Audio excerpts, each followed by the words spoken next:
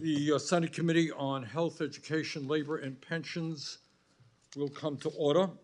And let me begin by thanking the CEOs of Eli Lilly, Sanofi, and Novo Nordisk, the three major manufacturers of insulin, for being with us today, as well as the heads of CVS Caremark, Express Scripts, and Optum Rx, the three major pharmacy benefit managers. They had to juggle their schedules, and we very much appreciate all of them for being here.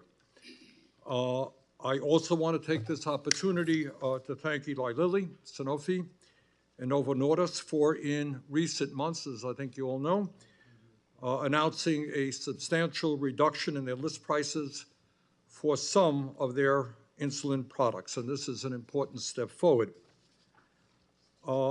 For me, the bottom line of this hearing is not complicated. I don't care whether you're a Democrat, or Republican, Independent, or whatever you are, all over this country. People are saying enough is enough. They are sick and tired of paying outrageously high prices, not only for insulin, but for other products as well. They want action, and this committee is going to do what we can to respond to their needs, and we need the help of the people on the panel to do that. And as we gather today, and I know we have some advocates in the audience who have spent a great deal of time fighting to lower insulin costs, and we thank them for what they do, I think it's important that we acknowledge too many Americans who died because they rationed their insulins. 1.3 million Americans do that, and some of them died. Alex Smith was 24 years old, and he dreamed of opening a sports bar. He is dead because he could not afford insulin.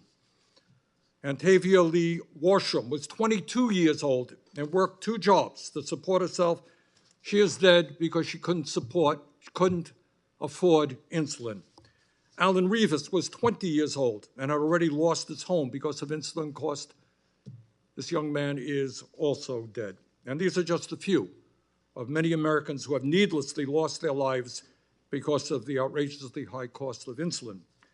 Further, we must acknowledge the thousands of Americans who ended up in emergency rooms or hospital beds suffering from diabetic ketoacidosis, a very serious medical condition as a result of rationing their insulin.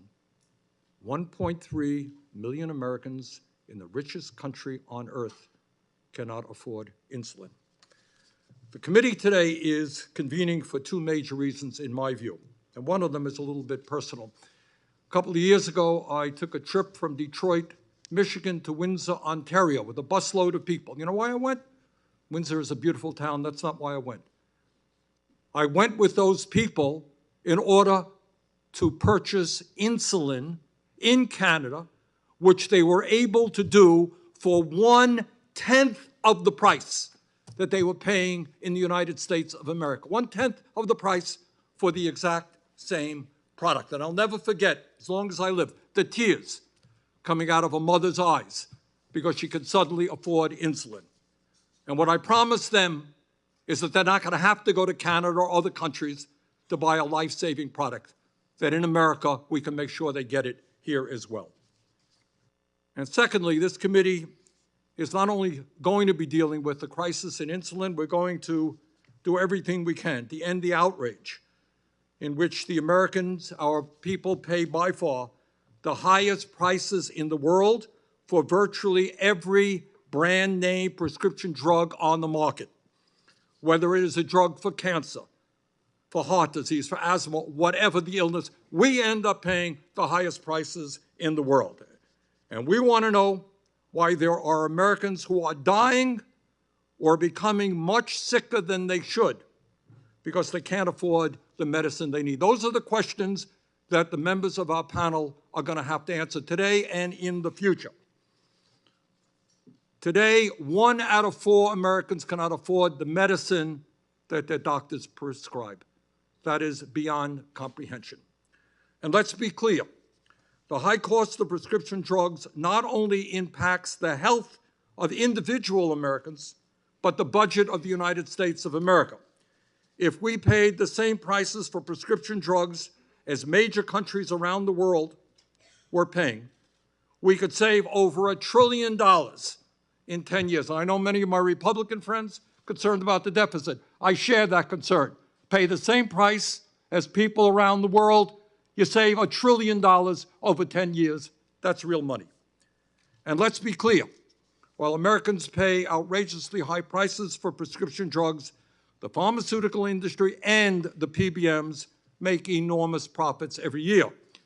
In 2021, 10 major pharmaceutical companies in America made over $100 billion in profits, and their CEOs get very high compensation packages. Last year, the 3 major PBMs in America made over $27 billion in profits. In other words, people in this country get sick, they can't afford the medicine, and yet the drug companies and the PBMs make huge profits. In terms of insulin, let us not forget that a vial of insulin, and this is a vial of Humalog right here, costs less than $10 to manufacture, as I understand it. Somebody will correct me if I'm wrong. I think it's less than $10. Meanwhile, Eli Lilly increased the price of Humalog 34 times since 1996, from $21 to $275. The same exact product, no changes at all. Why did they do it? Because they could, because nobody here has stopped them. They could charge any price they want, and they did it. But it's not just Eli Lilly. Novo Nordisk increased the price of Novolog 28 times, from $40 in 2001 to $289. And Sanofi, a company that increased the price of Lantus 28 times, from $35 in 2001 to $292. In every instance, it's the exact same product that cost rose astronomically. And let's be clear, this is a problem that is unique to the United States. In France, 20 years ago, the cost of Lantus was $40. Today, it is $24. Went down. This country, this price has soared.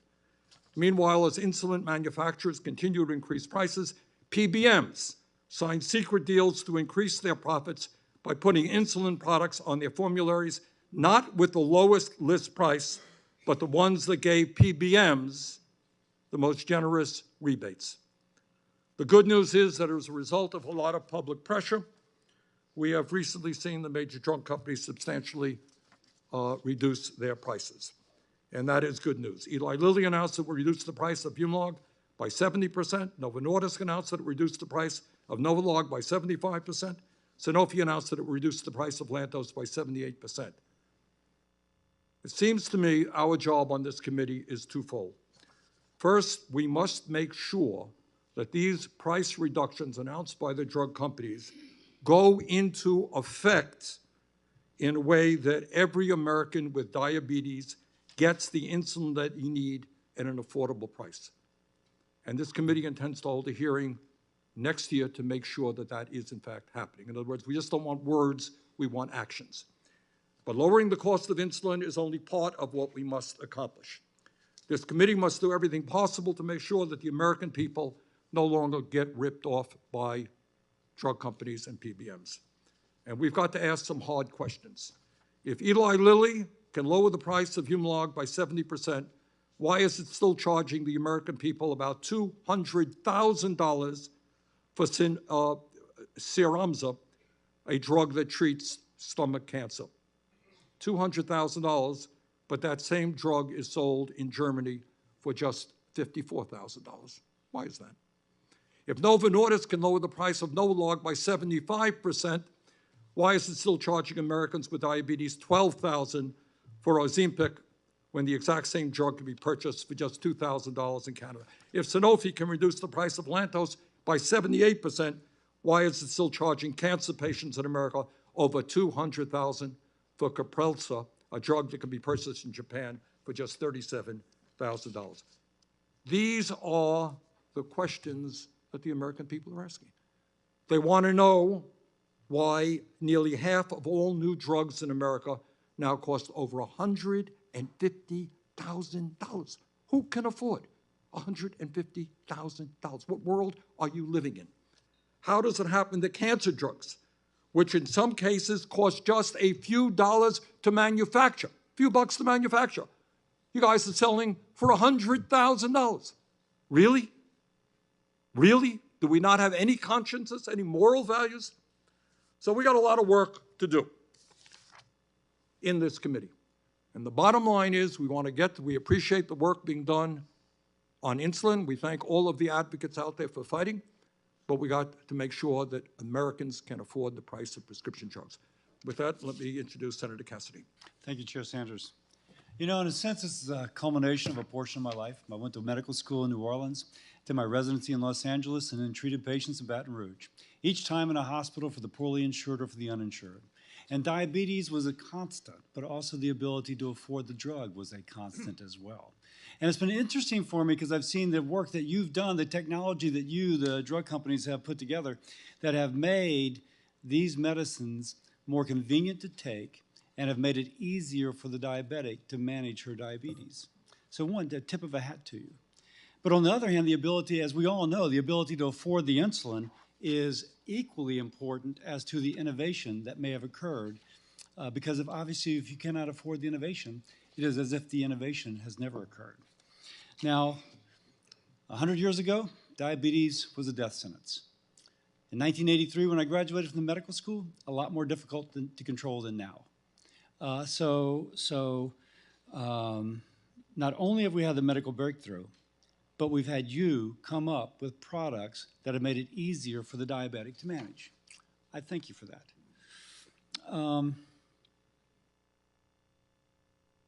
It goes without saying, in that time period, we've had a remarkable increase in the quality of life. That the teenager going to high school is much more managed, and therefore she's more likely to take her drug. And we all thank you for that. But one more time, you've got to be able to afford the innovation. So now we have to look, I think Senator Sanders framed it. The issue is it the pharmaceutical manufacturers? Is it the pharmacy benefit manufacturers? That's the kind of discussion here, and that's why I'm glad you're here.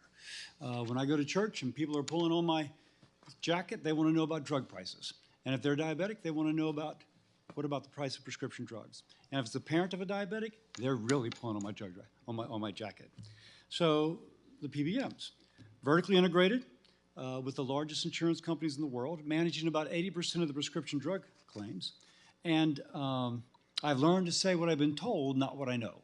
But what I'm told is that in recent years, the net price of insulin has actually decreased, even as the list price has increased. The money is going someplace, but the patient, particularly the patient who is in her deductible, is paying list price, and somehow the money is going from her pocket to folks who are far richer than she. Now, I appreciate the roles that pharmacy benefit managers play. We had some Zoom hearings with academics come in, and the academics all will state that at their best, PBMs drive down net price for patients. So I'll stipulate that. But it's clear that the savings are not always reaching the patient. And that at times, particularly when she's in her deductible, she's really paying a lot. And that's when we hear the horror stories of folks that cannot afford. So to have the manufacturers, to have the PBMs here is just really wonderful. The goal of today's hearing is to find answers and to find solutions. Not to point fingers, although there'll be some finger pointing, it is Washington, D.C. But on the other hand, to figure out what is going on. And to address why are prescription drug costs so high, particularly for the issue of insulin, and what is the respective role of each of the players. I suspect that if we realign incentives, we can actually find a way to benefit patients. I've learned since graduating from med school way back in '83, that oftentimes bad behavior is driven more by bad incentives than by bad actors. So what can we do about those incentives? Tomorrow, we'll continue our markup on bills addressing PBMs and generic drugs. The goal of is to try and make sure that everybody has access to these drugs and that they can afford it. But today is our opportunity to inform our legislation. So I'm committed to working with my colleagues to find common ground on solutions that fulfill our objectives, and by the way, the President will sign into law and that the House of Representatives will pass. This should be our goal. Once more, I thank you for being here. I look forward to your testimony as to how you propose we can lower costs for American families. With that, I yield. Senator Cassidy, thank you very much. Our first witness is Mr. David Ricks. He's the Chair and Chief Executive Officer of Eli Lilly. Senator Braun, as I understand it, wanted to introduce Mr. Ricks because he is from Indiana, where Eli Lilly is located. Senator Braun. Thank you, Mr. Chairman. Ranking Member Cassidy. Yes, I'd like to introduce Mr. David Ricks, fellow Hoosier, CEO of Eli Lilly and Company. Indiana is a place of a lot of companies that have loomed large, not only in pharmaceuticals, we're the biggest manufacturing state per capita in the nation. With experience ranging from sales to drug development, Mr. Ricks has served in a variety of domestic and global leadership roles with Lilly, most recently becoming its CEO in 2017. Eli Lilly was the first pharmaceutical manufacturer to commercially produce insulin and currently markets several forms of insulin. Thank you so much for agreeing to be here in person to not only discuss your products, but you and I have had many discussions on what ails the industry in general, from hospitals to insurance companies to pharmacy, PBMs within it, even practitioners. A big lack of transparency, inherent competition that drives most other industries. So thank you for being willing here today to answer some of those questions. Mr. Ricks, you're recognized. Thank you. Thank you, Chairman Sanders. Thank you, Senator Braun, for that introduction. Ranking Member Cassidy, and distinguished members of today's committee, I'm pleased to be here to participate in this hearing. My name is Dave Ricks. I'm the Chairman and CEO of Eli Ricks, Lilly. can you hold that mic a little bit closer to your mouth, please? I'm the Chairman and CEO of Eli Lilly and Company. I joined Lilly, an American company headquartered in Indiana, 26 years ago because I believed in our mission. Innovation is at the heart of what we do, particularly for people with diabetes. As has been said, in 1920, type 1 diabetes was essentially a death sentence. The first animal-derived insulins, which Lilly introduced, extended life expectancy to a person's 30s. Today, after a century of innovation, life expectancy is now well into a person's 60s. But we're not done. Diabetes still significantly reduces people's life expectancies. And even with modern insulins and devices, 2/3 of people struggle to keep their disease under control. So there's more work to do, not only on diabetes, but on cancer and on Alzheimer's and other serious conditions. That's why Lilly invests 25% of our total revenue, this year $8.5 billion, into R&D. That enables us to introduce new medicines, 19 in the last decade alone, including the world's first monoclonal antibody for COVID, and many more medicines coming in the pipeline. In fact, just last week, we shared exciting results from a new study studying one of our medicines in Alzheimer's disease, which followed billions of dollars in investment, literally decades of work, and several failures that preceded it. Of course, medicines do no good if people can't afford them and access them. That's why I'm proud that we've led the industry in making insulin more affordable. Our efforts have driven what people pay for a month's supply of Lilly's insulin down to $20.48 per month, about 75 cents a day. And that was before our recent announcements, which will drive those averages even lower. We began these efforts years ago. Lilly hasn't raised the list price of any Lilly insulin since 2017, the year I became CEO. We've only cut them.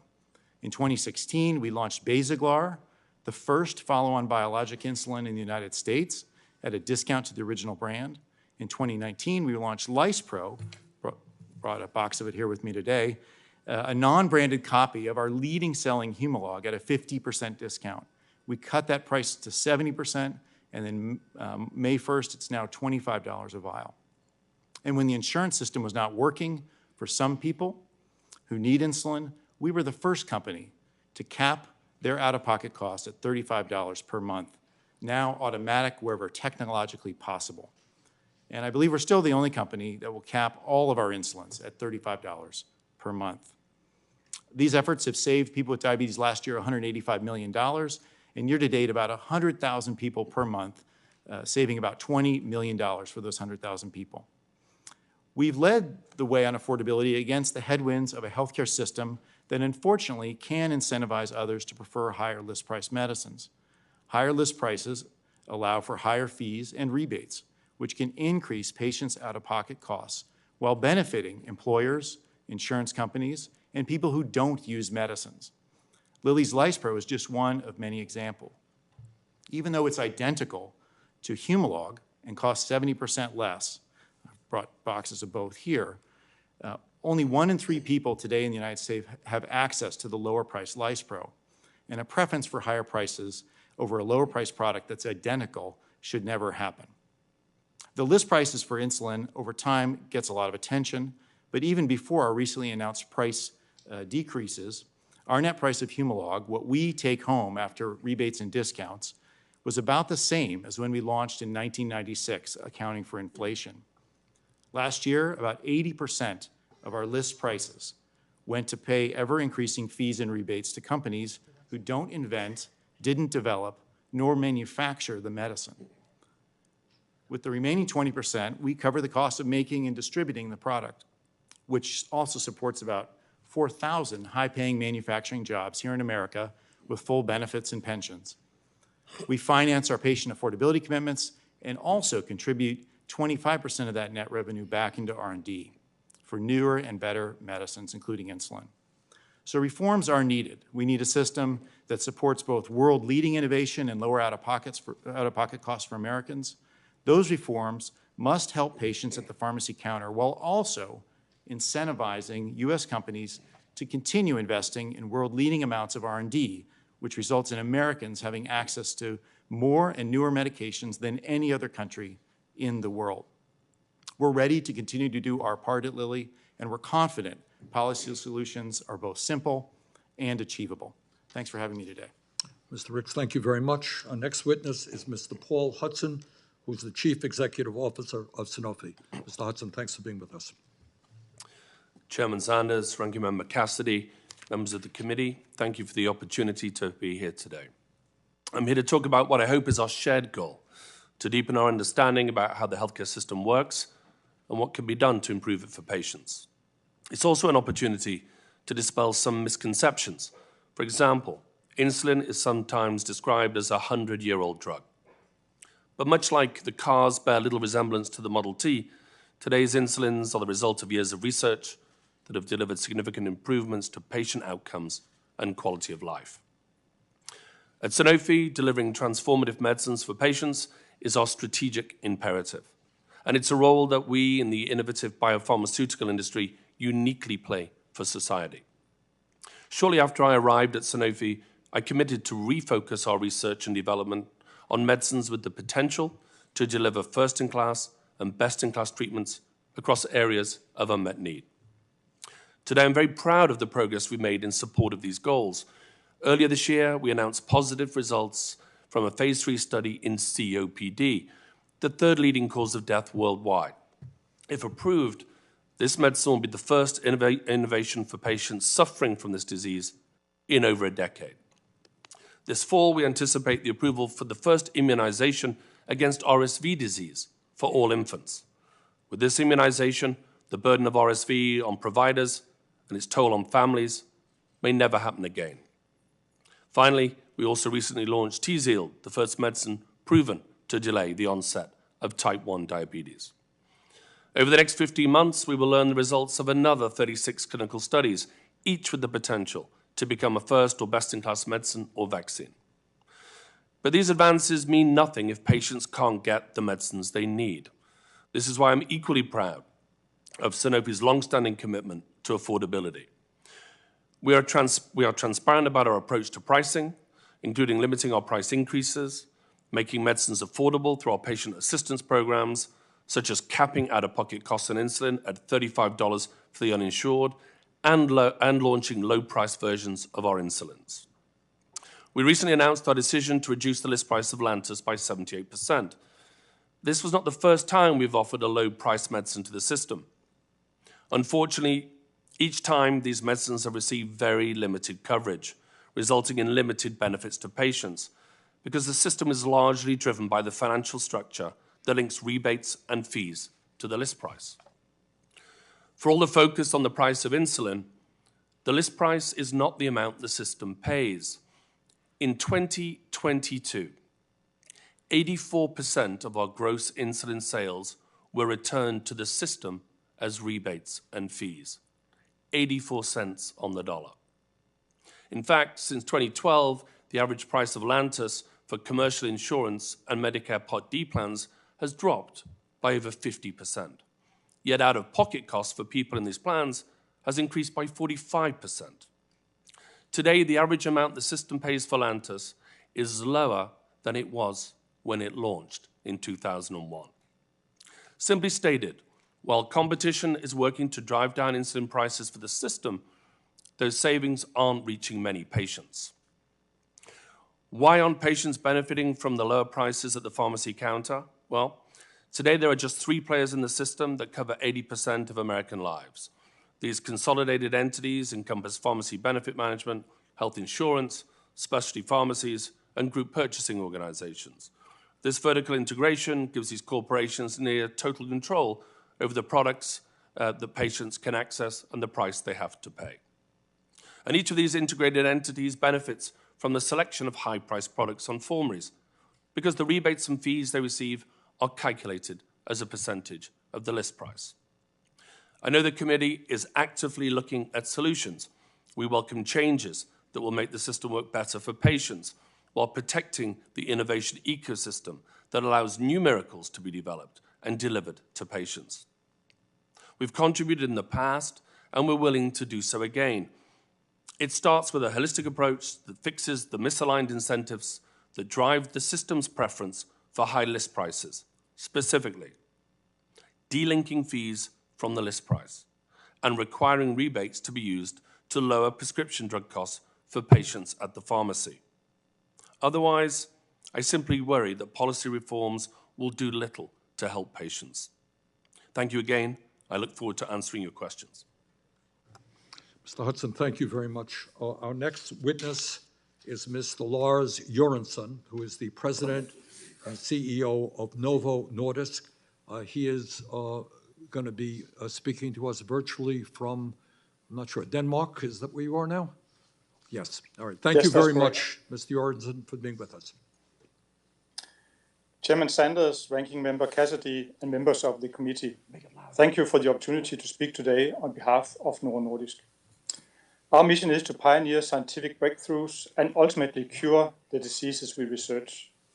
We share the committee's concern that too many people fall through the cracks of the US healthcare system. We hope today's conversation will lead to meaningful action. I would like to begin by briefly introducing myself. I grew up in a small rural town in Denmark. My sisters and I helped our parents to run the family farm. That early experience taught me to take responsibility and to work hard, not only for myself, but also for others. I joined Novo Nordisk almost 32 years ago and went on to work for the company in the Netherlands, the US, and Japan before I returned to headquarters in 2004. By then, my father had been diagnosed with diabetes, so I know the disease both professionally and personally. I am humbled to serve as CEO of a company that always keeps the patient at the center of everything we do. Our company was born out of a love story between 2 Danish scientists, August and Marie Crow. When Marie developed diabetes, the couple embarked on a path to find a cure. This journey is where Novo Nordisk's commitment to treat and defeat diabetes began. Today, Novo Nordisk employs more than 55,000 colleagues worldwide. It is not well known, but our majority shareholder is the Novo Nordisk Foundation. Just last year, the foundation awarded almost $1 billion worldwide. Some of these projects support research partnerships between industry and academia here in the United States, while others focus on cutting-edge innovations around quantum computing and drug-resistant bacteria. We're proud of our company's financial success and that it fuels the foundation's work. As we have worked to treat and cure diabetes for over a century, I would like to address an often repeated misconception that insulin is still the same as it was back in 1921. Nothing could be further from the truth.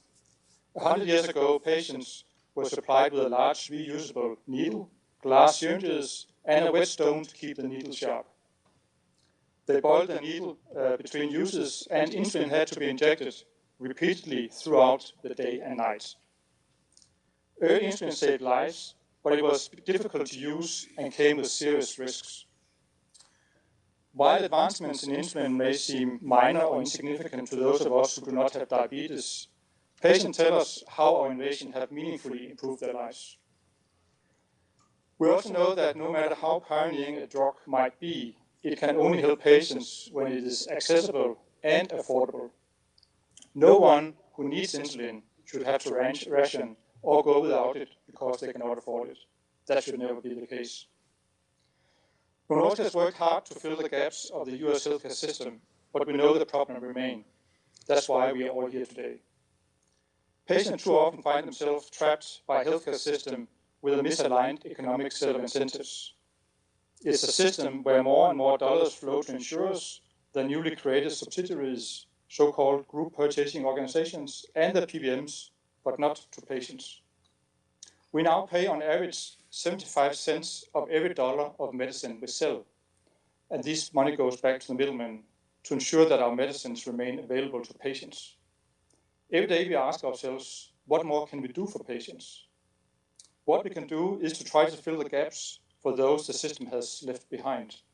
For example, we provide an immediate one-time supply of free insulin to any patient who faces rationing.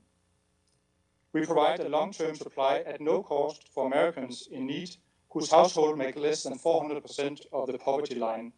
That's $120,000 for a family of four. And we supply insulin for patients through Walmart and other pharmacies that is sold for $25 for one vial. We work hard to ensure our affordability programs help as many patients as possible. We would like to do more and work with you today. Now is the time for all participants in the healthcare system to work for solutions that put patients first. I look forward to your questions. Thank you for listening to me. Mr. Jørgensen, thank you very much. We've heard from representatives of the three major drug companies. Now we're going to hear from representatives of the three major PBMs. And our next witness is Mr. David Joyner. He is the Executive Vice President and President of Pharmacy Services for CVS Health. Mr. Joyner, thanks very much for being with us. All right. Thank you, Chairman Sanders, Ranking Member Cassidy, and members of the committee. Thank you for the opportunity to discuss our work. Thank you for the opportunity to discuss the work we make healthcare more affordable, accessible, and ultimately to improve the health outcomes in this country. Our goal as the PBM is to remove as many drug pricing challenges as possible for our clients and their members. When people can afford their medications, like insulin, they are more likely to adhere to the prescribed therapies. Adherence means better outcomes. Better outcomes means the healthcare system will spend far less on complications and hospitalizations. In order to make medications more affordable, our job at CVS Caremark is to go head-to-head with the drug manufacturers to negotiate the lowest possible prices. The last 2 years have been challenging for millions of Americans as inflation surged and strained household budgets. A recent 2023 study by the IQVIA Institute examining drug costs found over the last 5 years, list prices have increased at a rate of 7.4%. Over the same time period, the PBM industry has helped clients hold increased spending to just 4.5% and kept member cost growth to just 1.4%. Specifically for CVS Caremark, clients, and for the 6th consecutive year, we have reduced patient costs at the pharmacy counter with an average member out-of-pocket cost below $9 for a 30-day supply. Today, it's important to note that more than 90% of all prescriptions dispensed are generic, and they represent just a little bit more than 18% of the total spend. By using competition in the generic categories, generic prices have been deflationary over the last decade. So now we are securing affordability for the final 10% of the name brand drugs, and that is our focus. Competition in the branded marketplace is critical, and we use this competition to deliver discounts to our customers. By negotiating rebates and discounts, we lower costs for our clients and their members where competition exists. Not surprisingly, many drugs without competition are the high-list price medications without discounts and account for much of our client spending today. We encourage the committee to focus its efforts here and we support the 3 bills addressing competition that the committee will consider in its markup. So drug manufacturers claim rebates are the reason for price increases, but the facts show otherwise. Government study after government study has concluded that price increases are not the result of rebates or discounts. Now, we also understand there are questions about the level of transparency we provide to our clients. The trust of our clients is critically important to us, and the trust is built on this transparency. Transparency starts at the beginning of our client contracting process and is a cornerstone of our approach throughout. Using sophisticated third-party consultants, clients negotiate transparent contracts in granular detail and understand how their healthcare dollars are spent. We have always prioritized bringing transparent offerings to the marketplace, and today we pass more than 98% of all the rebates back to our clients. We also provide them with regular detailed updates on drug spending and utilization, prescription claims processed, cost savings achieved, and also the manufacturer rebates that we receive. Our clients choose how to use those discounts or rebates by either reducing the out-of-pocket cost and or delivering lower overall premiums at the point of sale for the medications. I begin by highlighting the importance of adherence in reducing complications and hospitalizations. That is why we create and maintain preventative drug lists. This allows our clients to offer members $0 copays, including for insulin to treat diabetes and many other medications that are actually treating chronic conditions outside of the deductible. At CVS Health, we use this program to help our 200,000 employees stay healthy. We've made tremendous progress on insulin affordability through negotiations by inducing competition and encouraging clients to adopt plan designs that lower the out-of-pocket costs for their members. We have reduced the insulin cost on average 7% per year for the last 5 years. And our clients and plan members paid 1/3 less on average for a 30-day supply of insulin in 2022 than they did in 2017. At CVS Caremark, the average member cost for a 30-day supply of insulin was less than $25. And for those using the preventative drug list, again, it's $0. We also launched Reduced Rx, a program for the uninsured and underinsured patients with high out-of-pocket costs, providing insulin at just $25 per vial. We proudly provide pharmacy benefits to over 110 million people and improving their health every day. And we will continue to improve and innovate on our model and help clients provide affordable coverage for the medications their members need to stay healthy. I look forward to answering your questions. Mr. Joyner, thank you very much. Our next witness is Dr. Adam Kautzner, President of Express Scripts. Dr. Kautzner, thanks for being with us. Chairman Sanders, Ranking Member Cassidy, and members of the committee, thank you for inviting me to testify today. My name is Adam Kautzner. I grew up in rural Missouri outside of St. Louis and began my career as a pharmacist in a regional hospital. After working in nuclear pharmacy, I began my career at Express Scripts just over 15 years ago. I'm proud of our work to deliver affordable access to life-saving medications. This cause is personal to me. I was diagnosed with stage 4 melanoma in my early 30s. That experience strongly shaped how I approach our work to advance pharmacy care and lower prescription drug costs for patients and employers. As a business leader, I am guided by my experiences as a father, cancer survivor, rural American, and a pharmacist. Express Scripts believes all patients should have access to the medications they need at affordable prices. For decades, we've taken on one of the toughest challenges, negotiating with pharmaceutical manufacturers to lower costs for employers, health plans, federal and state governments, and most importantly, patients. We exist to help solve the challenges you are exploring here today. Our company has been at the forefront of introducing solutions to address the insulin crisis. In 2019, we launched a program capping patient costs for insulin to $25 or less. And these life-saving medications also have been extended for additional savings for cardiovascular diseases as well. We are constantly evolving and improving our services. This includes working to shield patients from exposure to high list prices at the pharmacy counter, to shield our clients from exposure to crippling drug costs, and to provide multiple transparent contracting options, ensuring our clients have complete control and flexibility to choose their benefit design, network, and pricing structure, and are provided robust financial disclosures. Our solutions for driving lower drug spending for patients and the broader healthcare system are working. Each year, Express Scripts saves more than $30 billion for employers, the public sector, and the patients we serve. This is driven by effective drug negotiation to medical management and to targeted clinical support programs. The savings are passed on to our clients at their direction, which benefits Americans in the form of lower premiums, reduced out-of-pocket costs, and expanded coverage. In 2022, savings negotiated by Express Scripts helped keep out-of-pocket average costs to less than $15 in the commercial market, less than $18 for patients using high-deductible health plans, less than $9 in Medicare, and less than $1 in Medicaid. None of this means the system cannot be improved. Drug manufacturers seek the highest price point possible and exploit the patent system and marketing practices to maintain monopoly status for their brands. For employers sponsoring high-deductible health plans, restrictions prevent lowering costs for patients before meeting their deductible. Rebates have been characterized by some as the mechanism for increasing list prices and thus increasing costs for patients. This claim is false.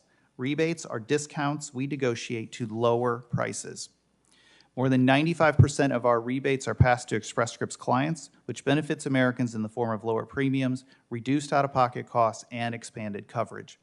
Without the ability to use this negotiating tool to achieve lower drug costs, healthcare spending would be much higher. Drug competition is ultimately what drives rebates, lower list prices, and lower net costs. We applaud recent efforts in Congress to speed the availability of generics and biosimilars and address abuses of the patent system that work to delay competition and maintain high drug prices. We recognize there are questions regarding the transparency and availability of pharmacy benefit services. Express Scripts is committed to being transparent to our clients and our beneficiaries. We provide robust disclosures which include principal revenue sources and information on rebate arrangements, fees, and pharmacy claims. We strongly caution against prohibiting contracting options entirely. These are options, not mandates within contracts, that are serving many of our clients today. Overall, our beliefs, our business model, and our orientation is geared toward 1, providing innovative solutions that enable access to medications at affordable costs with improved health outcomes. 2, providing clients with choices to enable them to deliver accessible, affordable pharmacy benefits. And 3, by providing additional levels of transparency about the value we create. Express Scripts will continue innovating to address drug pricing challenges and to respond to the needs of patients. I appreciate this opportunity to address the important questions raised about our role and how the value we create reaches patients. I look forward to your questions. Thank you. Dr. Counselor, thank you very much. Our final witness is Ms. Heather C. Fracco, who is the Chief Executive Officer of Optum Rx. Ms. C. Fracco, thanks very much for being with us. Chairman Sanders, Ranking Member Cassidy, and members of the committee, good afternoon. Optum Rx, a part of United Health Group, provides essential services to our customers, which include employers, unions, health plans, and governments. Our team works every day to make prescription drugs more affordable and to improve health outcomes for people. We do this by conducting evidence-based clinical review of medications, negotiating with manufacturers and pharmacies to bring down the cost of drugs, providing tools to help consumers and their providers use their benefits and find the lowest cost options, supporting patients with medication adherence and disease management programs, and serving patients in our pharmacies. Our customers pay for the medical and pharmacy care for their employees and their members. They count on us to be a counterweight to the substantial market power of manufacturers, which have the sole discretion in setting and raising prices for their products. We are held accountable for consistently delivering savings on prescription drugs, for lowering overall healthcare costs, and ensuring people have access to the medications they need. Overall, we deliver on average $1,600 in annual drug savings per person to our customers. 98% of our negotiated discounts pass directly to our customers, and they use these discounts to help reduce premiums, to provide point-of-sale savings, and to invest in health and wellness programs. Without our negotiations with manufacturers, the cost of drugs would be even higher. PBMs save the system $145 billion annually. People need consistent, affordable access to insulin. In the century since insulin was discovered, it has saved and improved countless lives. But over the last decade, manufacturers' list prices for insulin have nearly doubled. Along with leadership from Congress and others, our company has been at the forefront of efforts to make insulin more affordable. We began offering point-of-sale discounts on insulin and other rebated drugs to fully insured group customers in 2018. Since 2019, the number of consumers we serve who pay $35 or less per month for insulin has increased by 34%. Millions of people now have access to insulins at reduced cost through our preventive drug list. The 8 million people in United Healthcare, standard fully insured group plans, now pay nothing out of pocket for preferred short and long-acting insulins and other life-saving drugs, which includes EpiPens and albuterol. And working with Sanofi, we offer a monthly supply of insulin for $35 for uninsured individuals. The standard offering we recommend to our customers caps insulin out of pocket at $35 and supports affordability for patients in high-deductible health plans.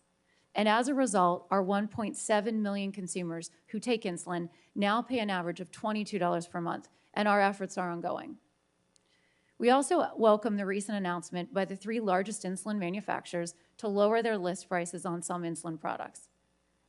And let me be clear, we support and encourage lower list prices across the board. Despite the recent progress on insulin, more can be done. Cost sharing on a month's supply of insulin is now capped at $35 in Medicare. A similar approach in the commercial market would close the gap for Americans who still cannot consistently afford insulin. But importantly, such a cap must preserve the ability of PBMs to negotiate for lowest costs of insulin for their customers. Because even with the welcomed list price reductions by some manufacturers on some insulins, the list price of insulin is still above $35 per prescription. Beyond insulin, broader reforms are needed to foster competition among manufacturers and to make prescription drugs more affordable for Americans and sustainable for our country. Reforms are needed to promote access to generics and biosimilars, including closing loopholes that enable pay for delay, product hopping, and other delay tactics. A 10-year cap on a product's exclusivity should be established, regardless of the number of follow-on patents.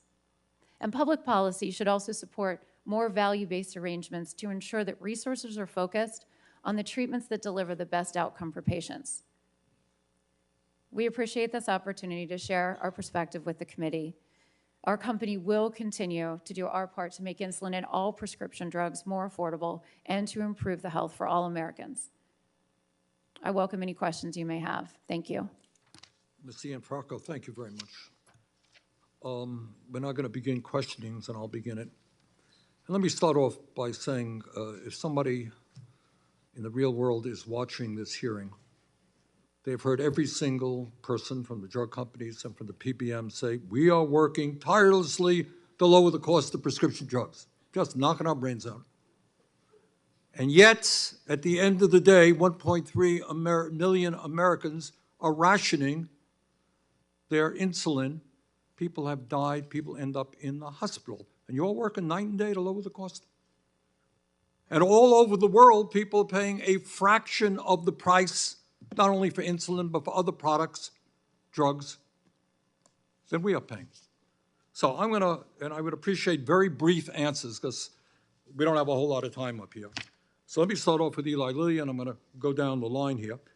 Mr. Ricks, since 1996, Eli Lilly increased the price of Humalog 34 times, from $21 to $275, same exact product. I am told that it cost $5 to manufacture this product. And the story is not different for the products produced by Novo and Sanofi. So my question to you and to the other drug companies, will you commit to this committee today that you will not increase the price of any insulin product again? Mr. Ricks? Thank you, Chairman, for the question. As I mentioned in my comments, all we've done brief, is reduce please, the prices since I've been CEO. So I'm comfortable saying we'll leave our prices as they are for the insulins on the market today. All of your products? Yeah, in fact, we've been cutting them is the point I'm making. You're not going to, Mr. Hudson? We've said before we have a responsible and sustainable pricing approach. We've had it since 2017.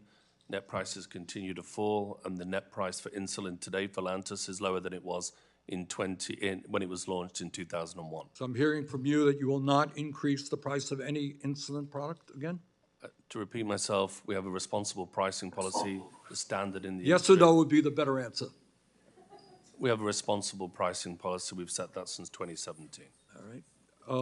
Mr. Jørgensen. Yes, so thank you, Senator. We are committed to limit potential list price increases to single digit. We have not taken any for the past many years. In fact, we see double-digit decline in the price we get for our insulins for the past 6 years. And our net price today is lower than when we launched our products. So we see a dramatic falling price for our insulins in the US market. Okay. Let me ask the drug companies another question before I get to the PBMs. And that is, there are a number of newer insulin products that all three of you have brought forth to the market. All of these insulin products still cost more than $300. Will you commit to doing to those products what you've done to your other insulin products and substantially reduce the price of all insulin products? Will you make that commitment to us? Senator, we've capped the cost to the consumer at $35 for every Lilly insulin. So that means, I may be mispronouncing it, Liumjev, how do you pronounce that? Lumjev. Liumjev, wasn't close. All right. That's going to be sold for $35? The patient will pay no more than $35 in the United States for that product. Okay. Mr. Hudson, your product is Toujeo, is that what it is? Yeah, and it's equal for us that it would be less than $35. If I could just add one quick thing, our most recent launch was a Lantus at 60% lower list price that was not accepted by the system. Okay. And the Fiasp is sold by Novo Nordisk. Mr. Jørgensen? Yes, and I could also confirm that we have availability of insulin that is below $35 for all of our insulins for patients if they want that support from us. All right, thank you. Let me ask the PBMs a question. It's a simple question, and I would appreciate a yes or no answer. Will you commit today that your companies will put insulin products on your formularies with the lowest list price?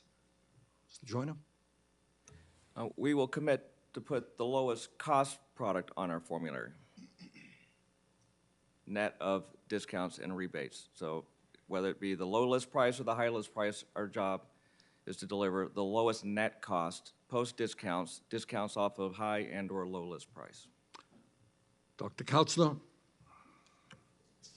Thank you for the question, Senator Sanders. We will commit to putting the lowest net cost product on formularies. However, we also have other formularies that are other choices for our employers to choose from, which do have low list price products also available. So we offer multiple different choices to our employers. Ms. Cianfrocco? We commit to always providing the lowest cost option to our clients, so the lowest cost. And other products are available to other clients through other formularies. Thank you. All right, let me go back to Mr. Ricks. Mr. Ricks, Eli Lilly charges $196,000 in the United States for Cyramza, a stomach cancer drug. That same drug can be purchased in Germany for just $54,000. Will you commit to this committee to lower the price of Cyramza in the United States to the same price that you're selling it in Germany, $54,000? Yes? No? Respectfully, Senator, that product has been on the market for a while. We do expect biosimilar entry. That's the primary mechanism in the U.S. where the price will fall. When that occurs, I'm sure there'll be competition in the price. So what you're telling me is that the American people will have to pay 4 times more than Germans do for the same product that you manufacture. Okay. Mr. Hudson, Sanofi is a French company. In France, Sanofi sells a thyroid cancer treatment, Capelsa, for $30,000 a year. Sanofi sells the same drug in the United States for $203,000 a year. It's 9 times as much. Will you commit to lowering the price of Capella in the United States to $30,000, same price as it's sold in France? Over time, with the introduction of competition and other biosimilars, et cetera, you'll see the price fall. Yeah, so the answer is no. Mr. Jørgensen, Mr. Chairman? Yeah. I hate to interrupt, but we are now, you're at 7 minutes. you'll have the same amount of time, Senator. Does every member have that? Absolutely. All right, thank you. Mr. Jørgensen, in Denmark, Novo Nordisk sells a diabetes treatment, Ozempic, for $2,000 per year. That's 6 times more. You charge 6 times more to Americans. Will you reduce the cost of Ozempic in the United States to what it is in Denmark? Since I believe the amount you mentioned for the US is before rebates, so on average we pay 75% in rebates in the US. And for Ozempic, we actually see a price going down, our net price going down year over year. So we get a lower price already. Answer is no. I defer to Senator Paul. The great thing about capitalism is that supply and demand intersect, and you get the largest supply at the least cost when you allow capitalism to function. Now, capitalism doesn't function very well in the drug markets because the government's been involved for a long time. But prices need to be based on supply and demand. A publicly traded company to promise to base their prices on bullying from a politician would actually be in breach of their fiduciary duty. I mean, it's actually illegal to say, oh, I'm going to make all the prices go down in my company, but it would also be irrational because if you did and there were no profit margin, the companies would be gone and they would no longer exist. Mr. Riggs, if a patient has a copay of $50, would the rational decision be then to choose Lispro over Humalog? In the case where they were buying 1 unit, yes, they'd pay $25, not $50. Right. So if the patient had a copay of $25 and Lispro is $25 and Humalog's $100, but I'm only going to pay $25, is there any rational reason why I would want to buy the least expensive? Why not buy the more expensive drug at that point? Well, they're identical. In that case, they'd be indifferent because they're paying $25 out of pocket either way. So here's the interesting thing. The lower the copay, the less the consumer cares about the price. So you can mandate lower and lower copays, but you might actually get the opposite. You might actually drive consumers towards something that's actually more expensive. So for example, under Obamacare, we made birth control have no copay.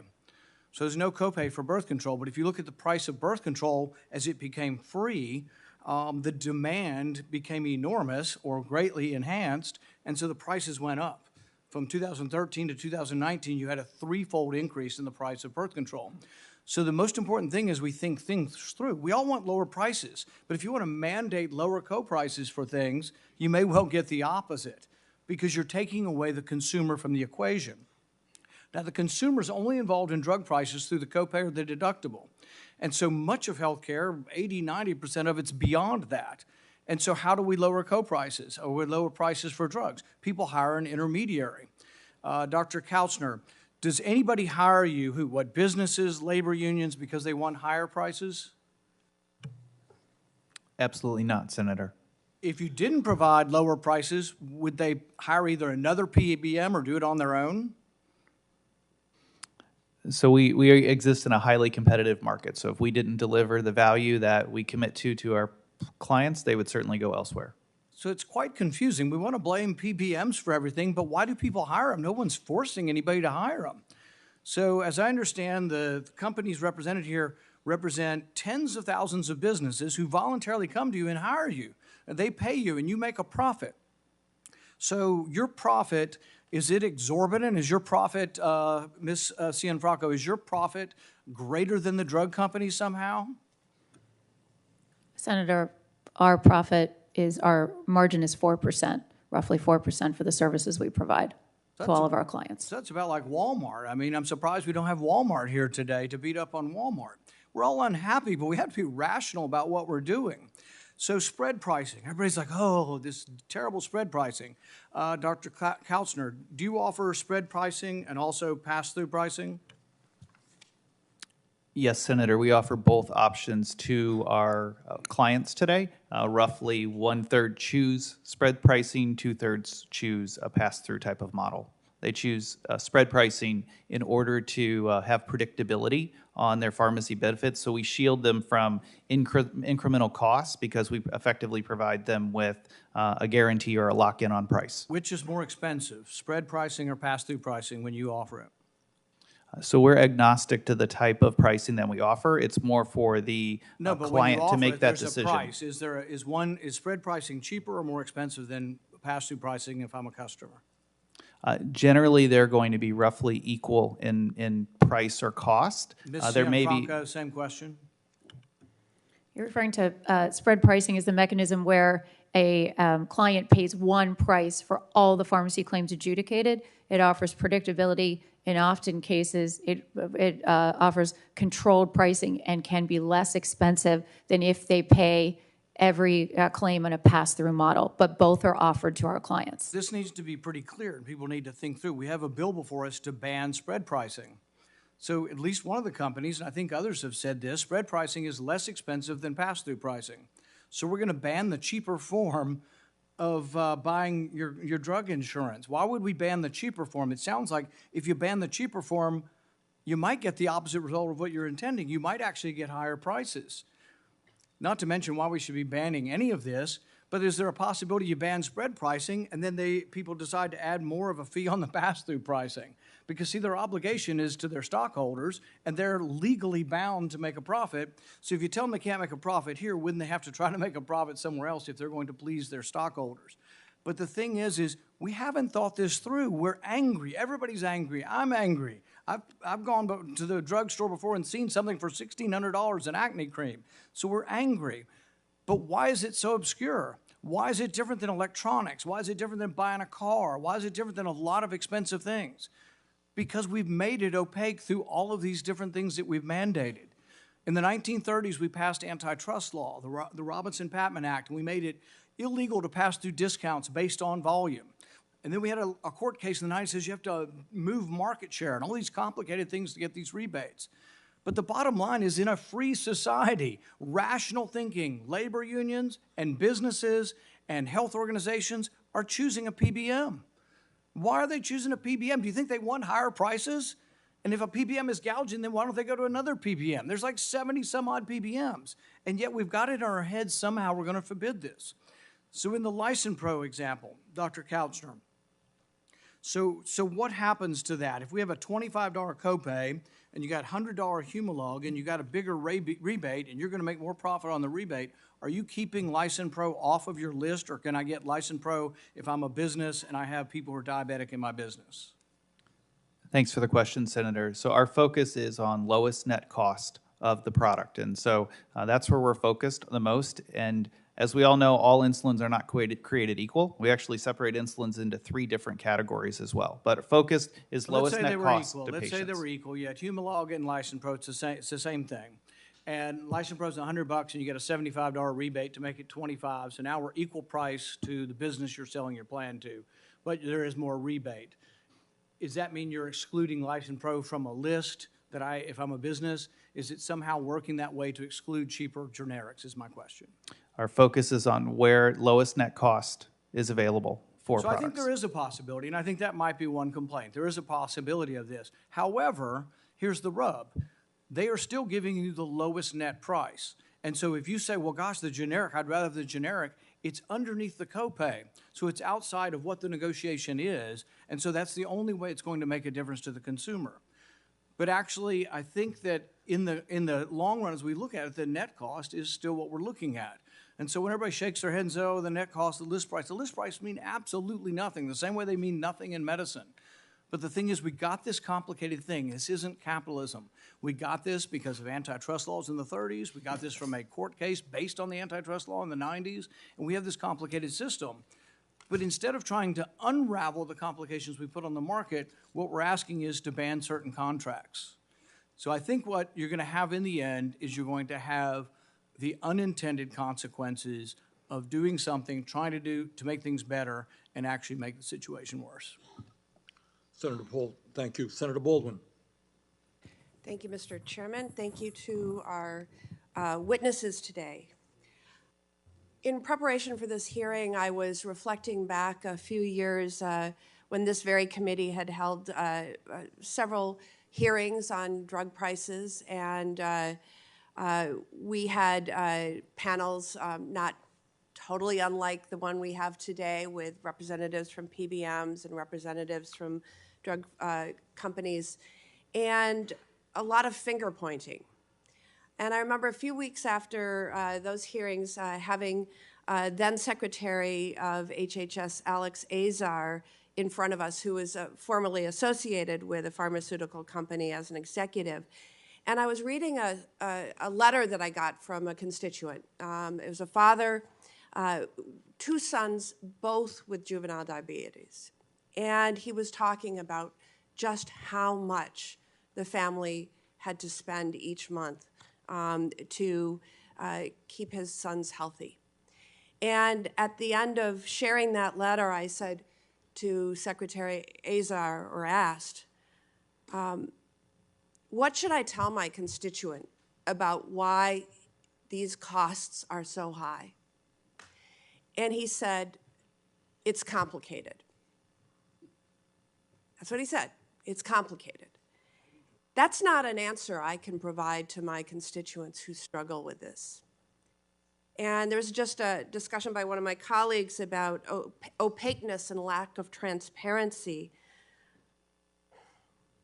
I find that basically an issue of the industry not being transparent. When I ask questions like, help me follow the dollars, if you double the price of a drug, help me figure out who's pocketing that extra price. And I get, it's complicated as an answer. If we're going to make good policy, we have to have more transparency. And it's why I'm glad this committee is working on measures to achieve that. But one thing I can say when we look at people versus profits is greed is not complicated. Prescription drug manufacturers tell us they invest significant resources in research and development. PBMs tell us they invest significant resources in making drugs more affordable and accessible to patients. But both industries are also working overtime for profits and self-enrichment. Mr. Ricks, yes or no, did Eli Lilly conduct $1.5 billion in stock buybacks in the year 2022? I believe that's approximately the number. Mr. Joyner, yes or no, did CVS Health conduct $3.5 billion in stock buybacks in 2022? Yeah, I'm not sure. If I had the consolidated statement or consolidated financial statements in front of me that indicated such, would you agree that that's the figure? I would. Dr. Kotzner, yes or no, did Express Scripts parent company Cigna conduct $7.6 billion in stock buybacks in 2022? I believe that that's accurate, Senator. Yes. Ms. Cianfrocco, yes or no, did United Healthcare, which owns Optum Rx, conduct $7 billion in stock buybacks in the year 2022? Yes, that's about correct for United Health Group. Mr. Jørgensen, yes or no, did Novo Nordisk conduct 24 billion in Danish krona, worth roughly $3.6 billion worth of stock buybacks in 2022? I believe that's approximately correct. We have a majority ownership in the Novo Nordisk Foundation, who gets the money and award money back to society for social and scientific purposes. And Mr. Hudson, yes or no, did Sanofi conduct 497 million euro of stock buybacks in 2022, or roughly equivalent to 544 million US dollars. That's correct, Senator. Thank you. We are taking, Mr. Chair, some steps in the right direction, Mr. Ranking Member, in the legislation that we will be working on tomorrow in this committee. And I am hopeful that we are able to specifically tackle insulin prices later this year.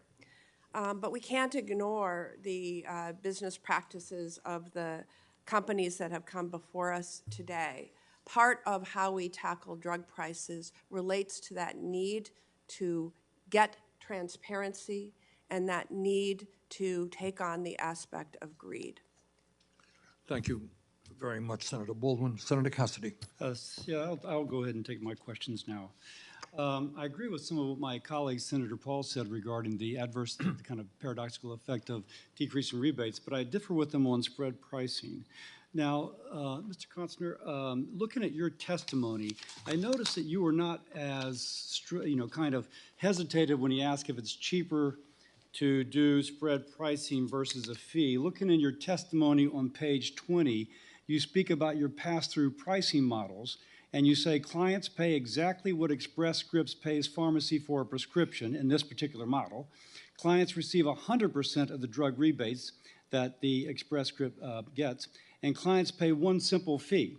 And in this, the pilot program from 500,000 people was a negative 3.5% drug trend, a 12% total medical cost reduction, $193 in savings from closing clinical care gap, and I really like this as a doc who used to take care of uninsured patients, an 86% of patients that were previously non-adherent to their medications improved adherence through your coaching and intervention. That's a good thing. So a negative 3.5% drug spend. So it's pretty clear from your testimony that bannings are not using spread pricing actually decrease cost by 3.5%. But I think it raises the issue of what is actually the spread. Mr. Joyner, can you tell us what, on those contracts with which you have spread pricing, what is a typical spread? I do not know the average spread per client because it varies based off the performance of the network. Got it. Mr. Kotzner? Senator, I don't have the exact amount of where the profitability is. Ma'am? Senator, I can't speak to the specific per claim. On some claims, there's a difference by claim. I can tell you we pass through 98% of the discounts, not just from the rebate, but from the spread. I have limited time. I'm sorry. I don't mean to be rude. Thank you. By the way, I appreciate everything you're doing. I have an article that was sent to me today from first author is Mattingly, Understanding Spread Pricing, How Doctors Flow Through the Pharmaceutical Company for High Utilization Generic Drugs in Medicare Part D. This is Part D. Now, the spread here, Medicare Part D paid an average of $22.50. $3.80 went to the pharmacy, $2.71 went to the wholesaler, $6.73 went for the manufacturer, and 41%, or $9.18, went to the PBM. That was their spread. Now, this is generic drugs and Medicare Part D. It's a pretty good spread. 41% of the Medicare payment for generics is going for spread pricing. Now, I spoke to someone I don't have this in an academic article, but I spoke to someone who has looked at the commercial market, and they have found the average spread is $11.50. Now, I agree with Senator Paul. It should be transparent that someone says, well, wait a second, here we got a 3.5% decrease if we have full pass-through, 3.5% decrease if we just pay a fee. Why don't they just do it? One thing we've been hearing from manufacturers is they have a really hard, from the employee sponsor, they have a really hard time getting this. Now, in y'all's testimony, you say that a third-party auditor can look at this, but that is a third-party auditor for a Fortune 500 company. For the local kind of 200 people employee, they don't have those assets, so I'm told. They're more likely to be fully insured, and the fully insured product is where it's more likely to have spread pricing. I talked to Southern Scripts in Natchitoches, Louisiana, and they charge a fee-based claim with 100% pass-through of everything, and it's $8.50 per paid claim. Now, in Medicare Part D, it is a $9 something spread and with some retention of some percent of the rebates. And here, when it's purely a per-fee claim, it's $8.50. So it strikes me, both from your data and from this and from anecdotal data, that the employer is doing better. It's just difficult to figure it out if you're a smaller employer. Now, Mr. Joyner, or one of you, I apologize, in your testimony, you speak about how the average person in a high-deductible health plan only pays $18.60 for her prescription. But we know that in a high-deductible health plan, you've got an initial deductible of $3,000. Let's just pick that number. And then through the course of the year, you have continued drug spend. So what's unclear to me is that when you are paying list price for a drug, not insulin, because apparently you guys have done a good job of some of these drugs, trying to lower it for the person, and I think I spoke to you, Mr. Costner, and you, ma'am, about how you lower it. Hats off, just thank you. But for other drugs, they're paying the full list price when they are in their deductible. It may be $18.60 on the average because through the remainder of the year, they pay a lower price. Have you looked at, and I think I know that 34% of employees nationwide are in high deductible health plans. What is the average cost of a drug when someone, a list price of a drug when someone is in her deductible? Do you all have that data? Because it's $18.60 on the average through the year, but when she's in her deductible, that's where I have a concern. And that's where, if the insurance company knows what her deductible is, and that's what's been negotiated with the plan sponsor, and now she's going to have to pay full freight for that list price because the rebate does not pass to her. The spread pricing is fully operative. She's just paying full freight. Do we have a sense of what that average drug cost is during that period? Mr. Joyner? I don't have the exact average, but I will say that most of our clients with high deductible plans understand the first dollar coverage and the fact that they want to provide an affordable benefit. So in categories that are attached to the preventative drug list, in many of the cases, the members are paying zero. And then there are many of our customers who choose to pass the discounts through the point of sale, meaning that at the counter, they're getting the discounts. Do you have a percentage of the customers that would do that relative to the number of patients? We have over 10 million of our lives in the high deductible plans that are doing that today, so it's a meaningful number. So 10 million of the 10 million employees who have high deductible plans would get a point of sale rebate? Exactly. Okay. And so on average, our average insulin cost per month No, is $25. but not insulin. I'm sorry, that's insulin. I was just talking about drugs in general. So on average, the average out-of-pocket expense for our members are less than $9 a month. Again, I'm talking about specifically. I understand. Ms. Cianfrocco, let me ask you on something different. You mentioned the margins being 4%.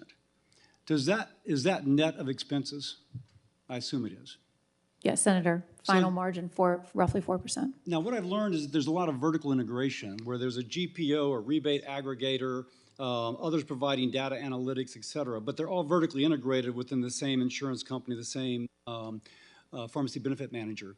So if you pay the GPO a fee for whatever they do, and the rebate aggregator a fee, et cetera, one, they may retain a little bit of it, but on the other hand, are you subtracting, is that a business expense and you do not include that in the margin? Senator, for Optum, our affiliated group purchasing organization does not cost the client anything, and But is your margin net of that or include that? Our margin is straight margin. It's net of everything. Senator Kane. Thank you. To my colleagues, I have some good news for you.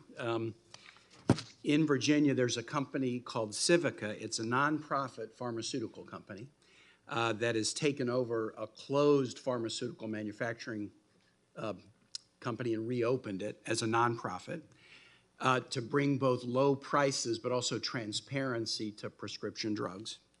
Last year, Civica announced that they'll manufacture and distribute affordable insulin products that are interchangeable with the most popular brand names currently on the market, Lantus, Humalog, Novolog.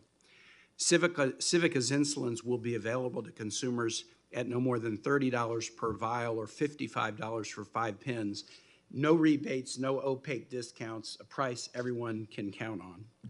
I'm grateful that this innovative nonprofit has stepped in to increase competition in the market, ensure people have access, bring more transparency. And I'd like to ask to my PBM representatives, Mr. Joyner, Mr. Kautzner, and Ms. Cianfrocco, will you commit to offering such low-cost biosimilar insulins as Tier 1 products with $0 or low-cost copays? We will certainly, we're certainly open to adding any drug that comes with a low net cost and low drug price. What I can't commit to is the benefit design, because that's the decision that our plan sponsors, employers, unions, et cetera, decide. Dr. Kautzner. Senator, we actually in 2020 already capped the cost of insulin in partnering with the manufacturers that are here today at no more than $25. We saved patients last year over $18 million with that solution, and now are offering a new flat dollar copay plan design for our plans, which also will cap preferred brands at $25 and specialty generics at just $5. So it sounds like a no, but I'll go to Ms. Cianfrocco. Senator, in addition to all the things we've talked about to lower the cost of insulin, I want to be very clear that any insulin offering that's clinically effective can be delivered with support to our patients at scale and is available. List price or net price, as long as it's the lowest cost and it's competitive, it's offered, and it will be offered. Let me move to my pharmacy execs, and I had a question. I've heard so often from pharma companies that you try to develop a low-cost product that you offer to patients, but the PBMs turn you down. They don't let you have access to the system. And I've heard many in your industry say because they would prefer products with high list prices because they gather fees, and the fees are a percentage of the list price, not of the net price. And that, if I'm right about that, in that sense, to Dr. Paul, the Senator Paul said the list price is meaningless. It's meaningless maybe to a patient. I don't think it's meaningless in the industry, because I think the PBMs collect a percentage of list price even when the negotiated price is much lower. Mr. Hudson, you said something a few minutes ago that perked my ear up. You talked about trying to offer a low-cost insulin product that was, quote, not accepted by the system. That's too opaque for us slow senators to understand exactly what you mean by that. Can you go into more detail what it means that Sanofi had a low-cost insulin that you wanted to provide to more patients, but it was, quote, not accepted by the system? Yeah, of course, Senator. You know, Lantus has been around over 20 years, and we've tried to bring lower-cost alternatives. Biosimilars have been available, not used in any great detail since 2016. Last year, in August, we launched Lantus, an unbranded Lantus made in the same factory by the same excellent people, with a 60% discount to the list price. It was just not listed on the health plans. And what was the reason for that? Well, it's, you know, it's complicated for me to try and be precise, because the conversation will, I'm sure, be between the PBM and the health plan, not between me and the PBM. So we tried to bring a much lower cost Lantus, much lower price Lantus to the table. Of course, there'll be less rebate associated with that. But when you say it wasn't accepted by the system, well, we've heard there's all kinds of competition among PBMs. You couldn't find any of the major PBMs that would accept this insulin product that had a dramatically lower list price? That's correct. Can I ask Mr. Ricks and Mr. Jørgensen, have your companies had similar experiences, whether it's an insulin or something else, of bringing a pharmaceutical at a dramatically lower list price that had capacity to really help people, and to be told that, no, these would not be available on formularies? And if I go to Mr. Ricks first and then Mr. Jørgensen. Yeah, thanks for the question, Senator. We have, as I mentioned, and I brought 2 boxes of the Humalog product. We make them both. One's called Lispro, one's called Humalog. They're made in the same factory by the same hardworking people. And after 4 years, the Lispro product, which is the copy and now costs $25, is available on about 1 out of 3 formularies in America. So I think it's clear that the lower price is not preferred. So the PBMs who make the decisions, if it's a higher list price, they like the higher list price better than the lower list price. That's what the data tells us, based on the market share of the poor performing. Mr. Jørgensen, lower how cost. about your company? Have you had a similar experience? Yes, Senator, we have a similar experience. We have also launched an unbranded version, which is exactly the same product, manufactured the same factories, and it has around 1/3 of the access as the higher list price product has. And are you told why the lower list price offering is not being accepted on formularies by PBMs you deal with? Mr. Jørgensen? No, I'm not aware of that specifically. I can say that in general, we keep increasing our rebates, and they go into the PBMs, and obviously I understand they do not decide on the plan designs, but there's this Bermuda Triangle where things get lost. So patients are paying more, we are paying more in rebates, and somehow in the middle there's something that's not really working. So all three of our pharma company who are here today have had the experience of trying to put drugs with lower list prices out available for patients, but been told they would not be offered on formularies, even so that someone could make a choice. I mean, if something's on a formulary, it doesn't have to be the product that's chosen, but it's not even getting to the formulary. To our PBM witnesses, do you collect fees based on a percentage of the list price of the drug or a percentage of the negotiated actual price of the drug? Every client contract is different, but we generally either have a fixed fee and or a PMPM, meaning that we've kind of collectively managed the expenses across the population.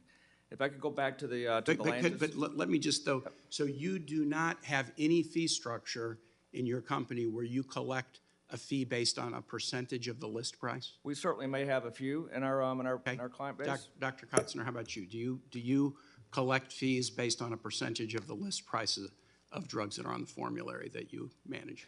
So, Senator, we have a mix of both, where some are a percentage fee, some are a flat fee. But as we've been on the record before, we welcome manufacturers to continue to lower their list prices on all their products, not just on some new products that they're bringing out that are copies of other products. We've been asking for them to do that for years. Yield back, Mr. Chair. Senator Collins. Thank you, Mr. Chairman. In 2018, I chaired a hearing of the Senate Aging Committee on why the cost of insulin was so high. And Mr. Chairman, one of the witnesses was a father from Maine who was going to Canada to get insulin for his 10-year-old son. What we found was a system of getting insulin from the manufacturer to the customer that was rife with perverse incentives, convoluted and opaque. So opaque that the witness that we had who had done the study on the system could not fully explain the chart showing all the links. So I want to put up a chart that shows insulin list price, which is the top line, versus net prices from 2012 to 2021. And starting with you, Mr. Ricks, I want to find out where the money is going in that gap between the list price and the net price over 9 years' time. And as you can see, that gap has gotten bigger. You've testified that I think it was 80 cents per dollar doesn't go back to the manufacturer. Mr. Hudson said 84 cents, so similar. So explain to us who gets that money, because I can tell you it's not, for the most part, going to the consumer at the pharmacy counter. Mr. Ricks. It's a good question. I can explain much better what are the costs that make up the bottom line, because from that's our revenue. We pay our workers, we make the product, we pay to distribute it, and we invest 25% of that line in research and development. The difference are concessions made in price negotiations with large payers like the PBMs here today. I think you'll have to ask them how that gets redistributed in the system. Mr. Hudson. That's already a very complete answer. It's the same for Sanofi. And Mr. Hudson, you would agree that this money does not find its way, in most cases, to the consumer at the pharmacy counter?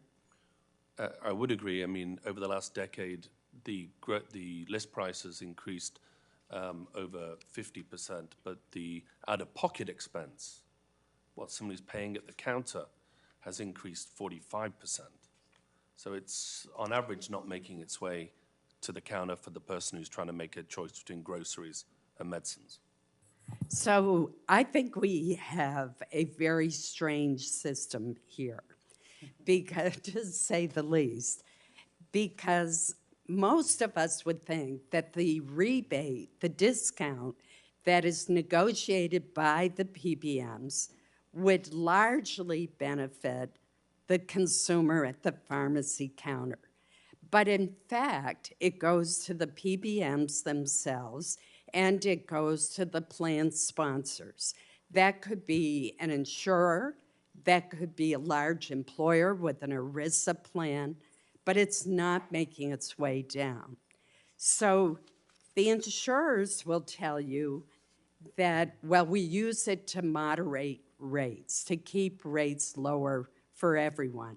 The problem with that explanation is insurance is based on the principle that the healthy are subsidizing the sick.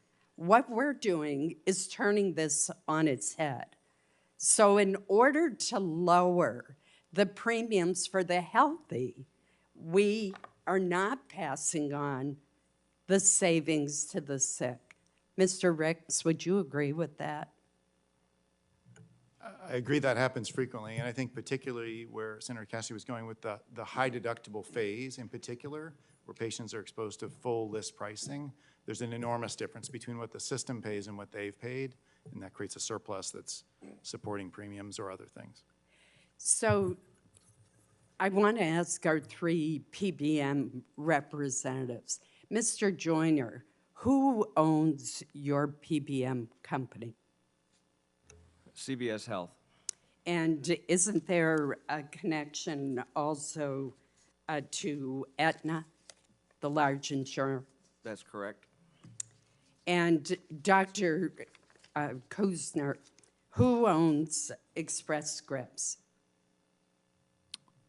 Senator, the Cigna Group owns Express Scripts. And if I... Another large insurer, correct? Cigna Healthcare, yes. And Ms. Gianfranco, and I apologize if I mispronounced your name, who owns Optum? Optum's owned by United Health Group. And again, another large employer, another large insurer. So to me, this is an example of the system's incentives. If you are, in fact, negotiating for your clients. You are. You're negotiating for your owners, who are all large insurers, for other plan sponsors that are insurance companies, for large self-insured employers, but you're not negotiating for the customer because it's not, to be fair, it's not up to you what the people who hire you or for whom you work decide to do with that discount. They could pass it all on, but the evidence is overwhelming that they do not. I want to go back to an issue that Senator Kaine raised, and that is the difficulty that biosimilars have in getting onto the market, at getting chosen by a PBM for a formulary. This makes no sense whatsoever to me if you care about lowering prices.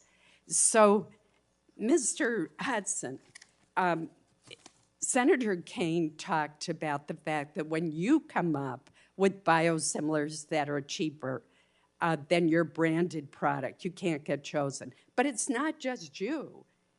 Even when a competitor comes up with a biosimilar that is way cheaper, and I would use Viatris as an example, which came up with insulin Gargine, which was 65% cheaper than Lantus. It couldn't get on the formulary. So it takes the same product, relaunches it at only 5% lower, and guess what? It gets chosen. Thank you, Senator Collins. Senator Hickenlooper. This is one of the most amazing hearings I've heard. It reminds me of a long time ago when I used to be in the restaurant business. I knew a guy, it was probably 30 years ago, had an Italian restaurant, worked very, very, very hard. And, you know, some months he just could barely make things balance. He could not balance the budget at the end. If there was a snowstorm or something, he'd have to go through incredible contortions to stay in business. And he got frustrated, and he went and he doubled the prices of everything. It was an Italian restaurant, pizza, spaghetti, whatever, he doubled the prices. Within 3 weeks, the number of people coming into his restaurant almost doubled. Same food. He just doubled the prices. That shouldn't be the case. I say that because that's an aberration of capitalism, as Senator Paul would say if he was here for sure.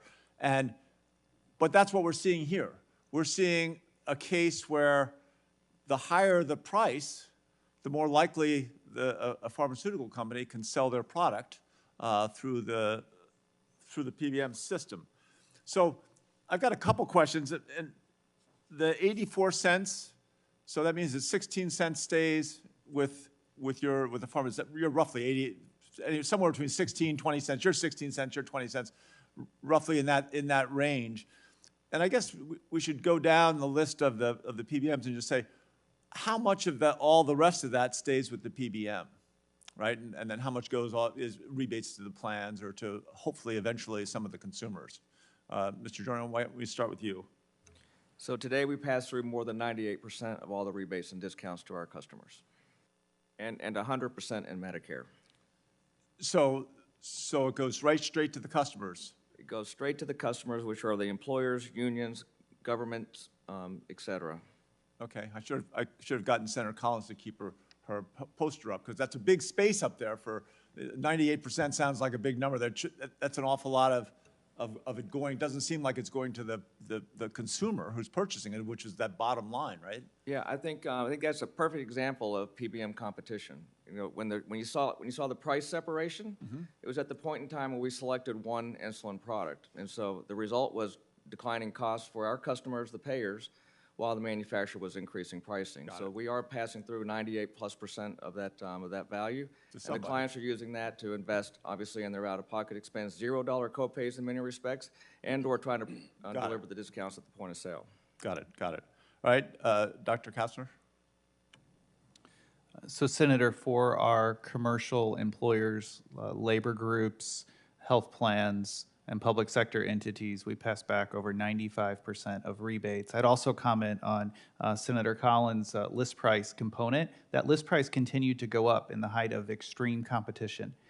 Manufacturers are on the record of saying they control list prices. We've been asking them for years to lower their list prices. No one made them increase their list prices. They made that decision on their own. It seems to me the more they raise their price, just like the Italian restaurant in Boulder, Colorado, their sales go up, which is, you know, anybody put in that position would have a very difficult choice. Yes, Ms. Cianfranco. 98% of the value of the amount of savings that we negotiate gets passed directly to our customer. They do use that for programs like the $0 out-of-pocket that we saw on the life-saving drugs.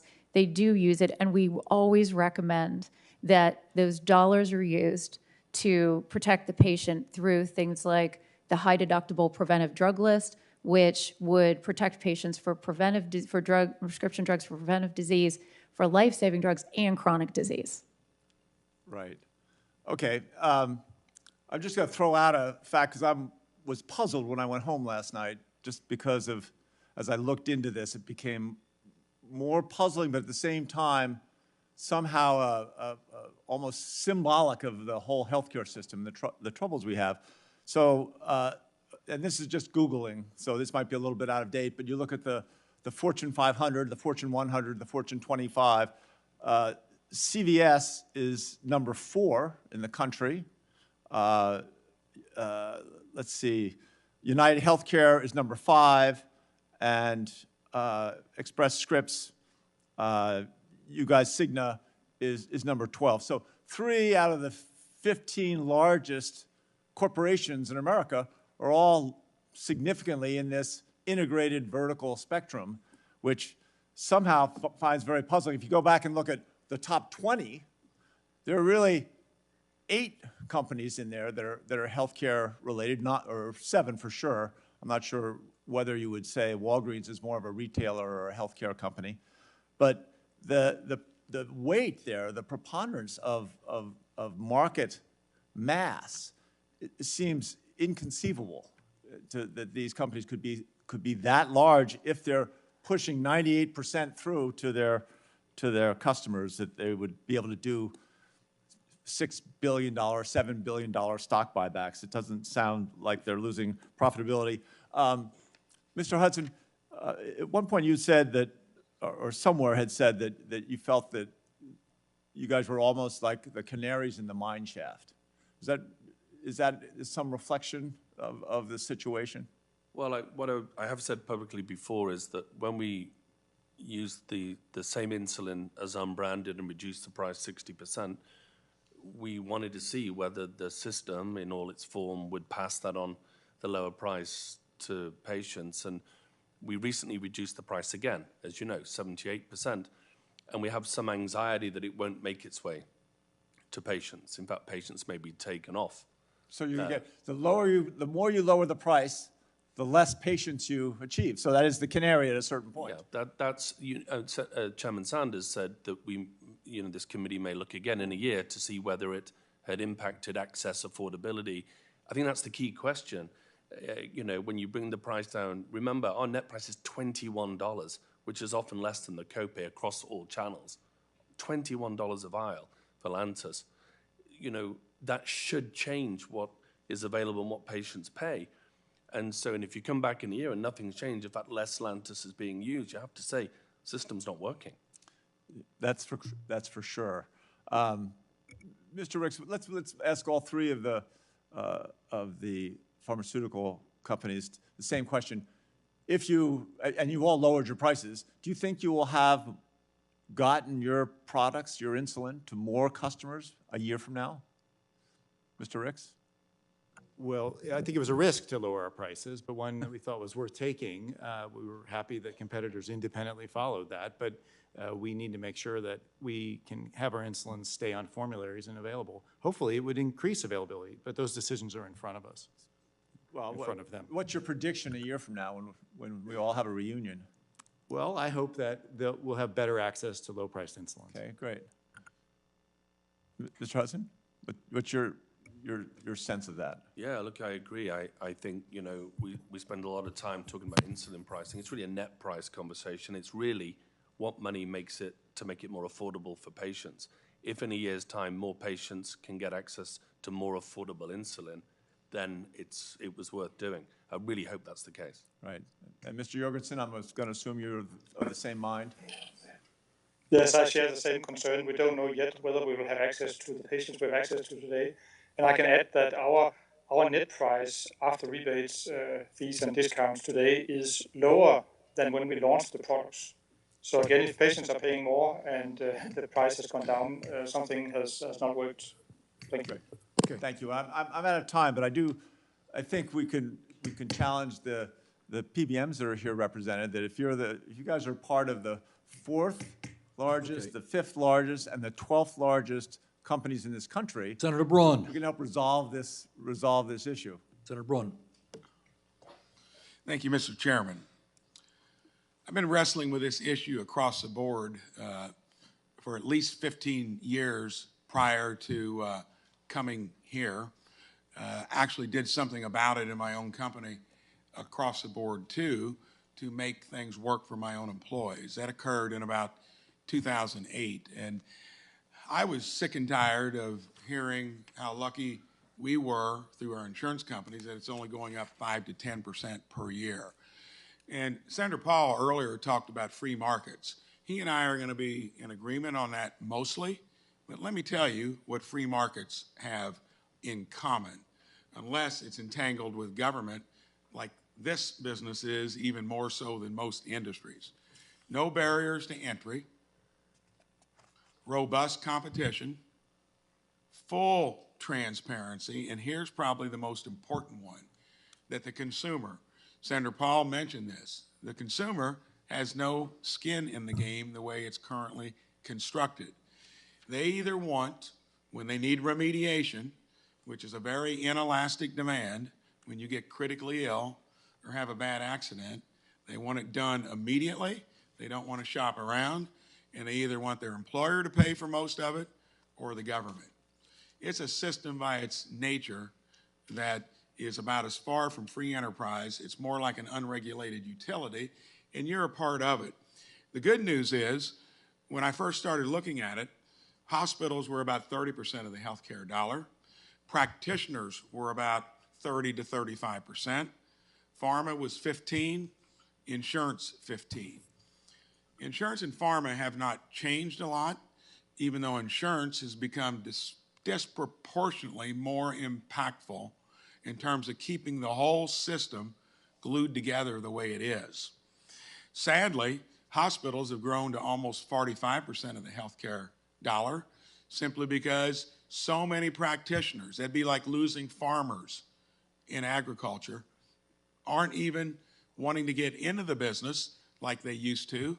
Used to be not only the Hippocratic Oath, but they wanted to have their own business to boot. They are increasingly being employed by large corporate hospitals that all play into this lack of what most markets have. So you pile all that up, you're to where Senator Sanders is. People are getting fed up with it. I got fed up with it 15 years ago. The rest of the world can buy drugs for 1/4 the price.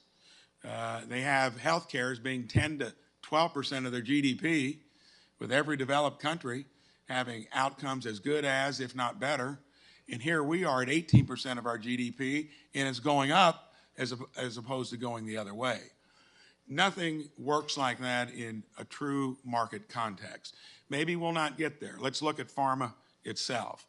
You've got a proprietary product that takes a long time, investment in R&D. Pointed out that a lot of these drugs have a $5 maybe material cost, yet sell for hundreds of dollars. So it means you've got very low variable costs, very high fixed costs. That's a classic case for how you can charge things and you don't have it related to your actual cost of doing business. Sounds like maybe on PBMs, if that is accurate, that you're working on a 4% profit margin. I assume that's on sales. I'm assuming you're getting a lot better return on equity than that, or you probably wouldn't be growing your businesses. Something's got to give.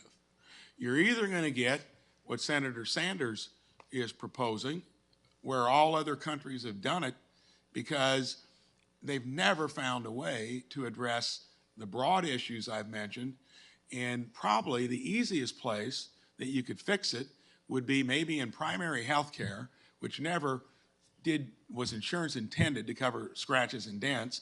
Never should consumers be in any market where they want someone else to pay 100% of it. Those that can afford it shouldn't even be under insurance for their primary health care. Those that can't should have that support. Otherwise, you never have a real market. I'm going to go to the thing that struck me most kind of significantly was when I heard Senator Sanders ask, why are you selling, especially, I'm sure it's simple molecule drugs as well as the biologics. Why is this stuff selling minimally for 1/4 of the price in most other markets that you sell to, and sometimes 1/10. Obviously, you're covering your variable costs. Why are we as Americans paying the bill, even though it is only 15% of our GDP? If it's not working here, how are we going to get the rest of the system to work? Why is that? I never was clear, and I didn't hear a clear answer other than you're going to continue to do it. You want to start, Mr. Ricks? I can, yeah, thanks for the question. First, one problem with the data that is often cited is list prices in the US, where we get paid on net pricing after negotiation. Those numbers versus Europe are typically about 35% higher in the US than Europe, not double or some other number. So I'll admit they are higher on a net average basis. What do we get for that? We get the earliest access to new medicines of any country in the world. And in general, we have the industry here as well, which I think supports jobs and manufacturing roles, et cetera. So you're breaking the bank. The thing you got to realize is all the things that you say are attributes of our system, they shouldn't cost us 50% more than what healthcare does across the world. And in your case, since most people have a prescription as maybe their first entry into the healthcare system, here you're showing us where you're charging minimally 4 times as much here, if not 10 times. I don't think politically that is going to get you into the next generations of where you will be like a regulated utility, and it'll be the same format that all other countries have had to go to. With all due respect, I think we get one other thing, which I wanted to mention, which is the possibility of new cures and treatments. That is funded by more or less the premium we get in the developed world. They fund that for the world. And I think we have to strike a balance between having low-cost medicines today and future cures. But what does that have to do with charging us 10 times to at least 4 times? I mean, why can't they carry? They're the ones not even doing the work. They should be paying more. I mean, you raise a good point. Lilly will spend about what the entire country of Germany does on pharmaceutical research this year. So why are they not funding that? I don't know. I think that's something you need to ask yourselves, or else I think the structure of what you're used to is not going to persist into the future because we simply can't afford it. You're in a business that has the peculiarity of uncertain outcomes, R&D. That is bona fide, but I think where you've defaulted maybe somewhere down the line, you say you don't need PBMs. We've had that conversation. Why wouldn't it then, why would you not need PBMs when they are making a smaller margin and it's such a complicated system and you're the producer of the product? In all other industries, you have a wholesaler that buys it, distributes it across the marketplace. And was that 7 minutes, Mr. Sanders? That's 8 minutes. Very good. I will yield the floor. We'll have the discussion further. Thank you. Thank you. Senator Smith. Thank you, Chair Sanders and Ranking Member Cassidy, and thanks to all of you for being with us here today.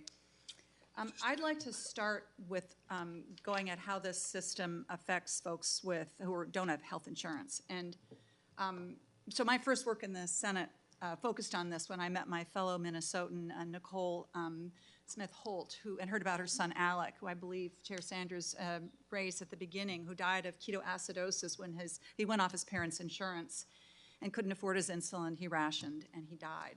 Now, HHS analysis tells us that uninsured patients typically pay the most for insulin, and that, of course, leads to rationing. And so we've heard about your patient assistance programs, and you've argued today that insulin is different and better than it was 100 years ago. Diabetic patients need different drugs, need different insulin based on their body and what works best for them. So my first question to the drug companies, can uninsured patients currently access each of your insulin products through all of your patient assistance programs at somewhere between $25 and $35, which I think is the range of prices? You start? Yes is the answer. If you're insured, it's capped at $35 for every Lilly insulin. If you're uninsured and your income is below $57,000 a year, it's free. For all, it doesn't, whatever. Doesn't matter what insulin you're on. It's Yeah, all of them. absolutely. Okay, Mr. Hudson? The same for us, and in fact, the data is that uninsured patients used that facility over 100,000 times last year for Okay. zero copay. For all of the insulin Yes, products that you that's offer, correct. not just some Yeah, of them? that's correct. Okay, and Mr. Mr. Jørgensen? Yes, Senator, we also offer a program where people can get access to free insulin and any insulin if they are in a situation where they have to ration. So we are there for all patients with all insulins. Okay, okay. So what I don't understand is, because I hear about patients being charged list price if they don't have insurance. So I'm having cognitive dissonance trying to understand how this all works. Why don't you just lower the list price for all of those medications and just make it simple? Yeah, or any. Yeah, we would like to get there, honestly. I think Senator Braun mentioned we'd be happy if there weren't rebates in the system. They don't do anything for us. So you'd be willing to lower list price? We have been, as I mentioned in my comments. So let me just turn to the PBMs, because the drug companies are saying they would lower list prices. You've been asking for them to lower list prices. Can we just have an agreement today that we're going to lower list prices? You won't charge rebates, they'll lower list prices, and we'd be all done? Who wants to? I can answer that, Senator. So we've been asking for years for them to lower list prices. Unfortunately, the lower list prices are coming far too late compared to when they could have occurred years ago. Now they're coming because of the Medicaid cap that's going away, and so they're going to be exposed and it would have to pay more. So they're actually doing this because of government intervention, not because they just want to lower the prices. But we welcome them to lower the list prices, and would be excited to do so for the value it's going to provide to our patients. Mr. Joyner? I'll come to. Similar to Express Scripts, we also would applaud and enjoy the lowering of list drug prices. And then this gap that Senator Collins showed on her chart, which appears to be the rebates and discounts, that then you would get rid of those. Yeah, I think there's two things. Because one is that's what the PBM has done to date.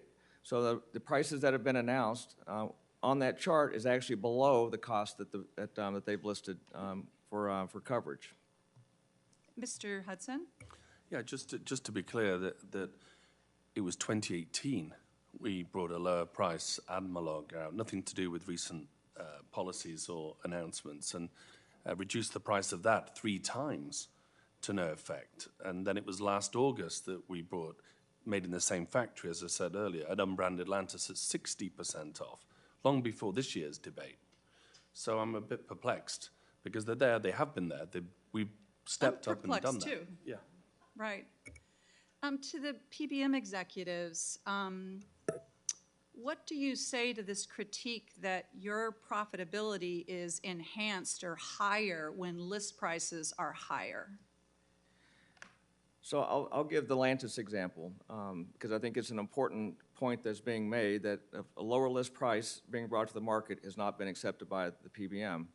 And back in 2017, a biosimilar came to market by the name of Basaglar, which was generic competition in that category. We adopted that product as our preferred product. So we lowered the list price, and we lowered the overall net cost for the customers, and we converted 97% of all the patients on Lantus onto Basaglar. So it was a significant savings for our customers, and we actually embraced a much lower list price than what Lantus was promising at the time.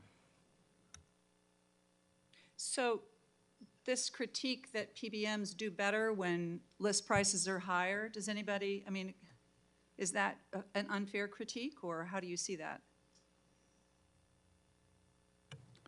So, Senator, our focus continues to be for our employer clients and patients that we drive to the lowest net cost, regardless of where the list price is. Lantus is an interesting example.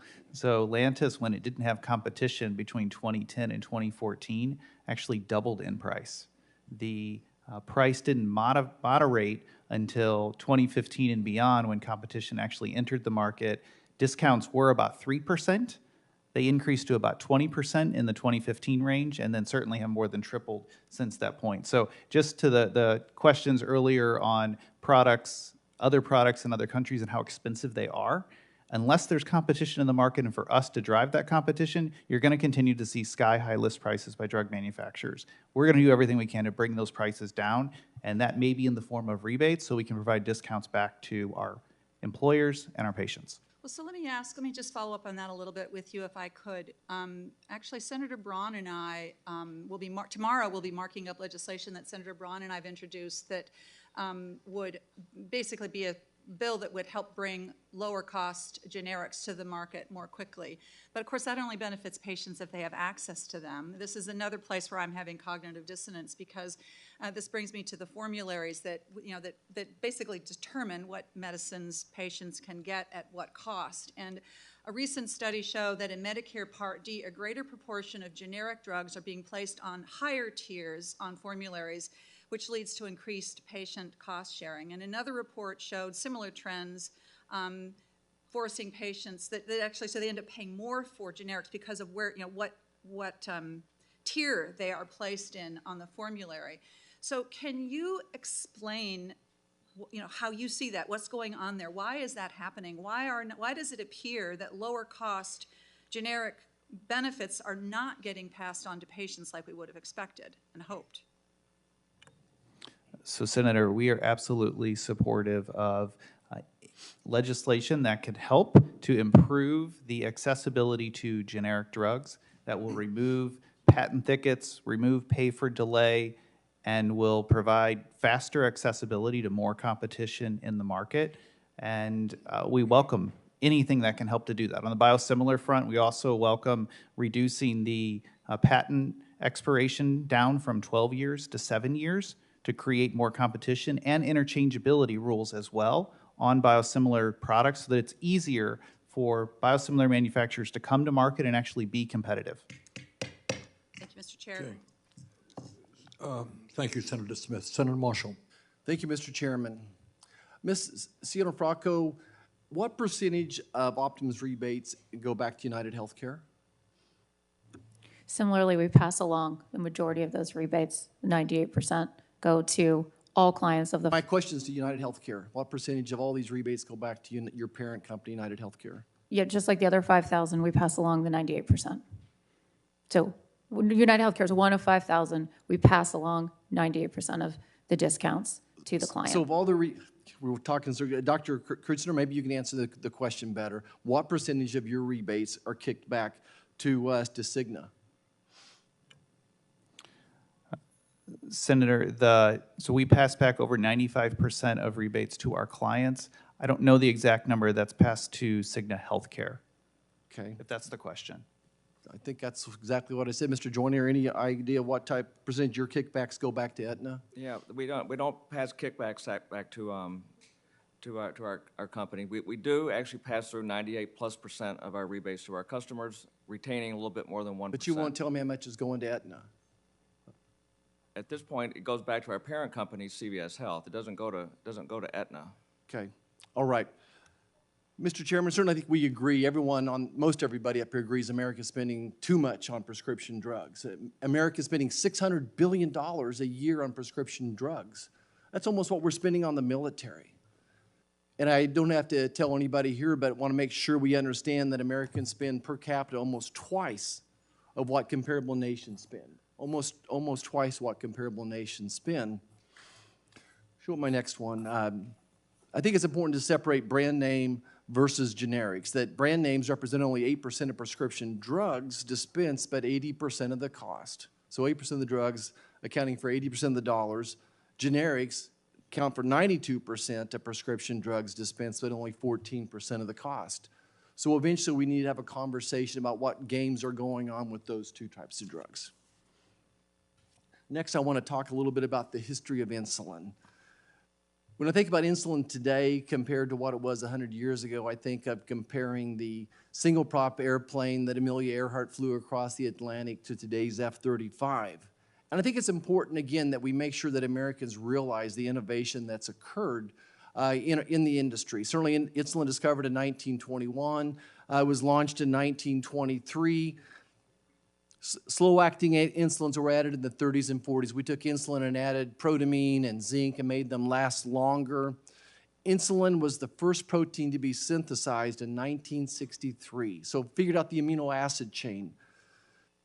There's some innovations going on with the gadgets, the insulin pumps, but I want to point out that synthetic insulin was not produced until 1978, that it took the industry 15 years to tease E. coli into making insulin. It was not a simple task, but then it took your industry, some of the players here, another 4 years to bring it to market in 1982, and have to highlight that FDA approved this in only 5 months' time.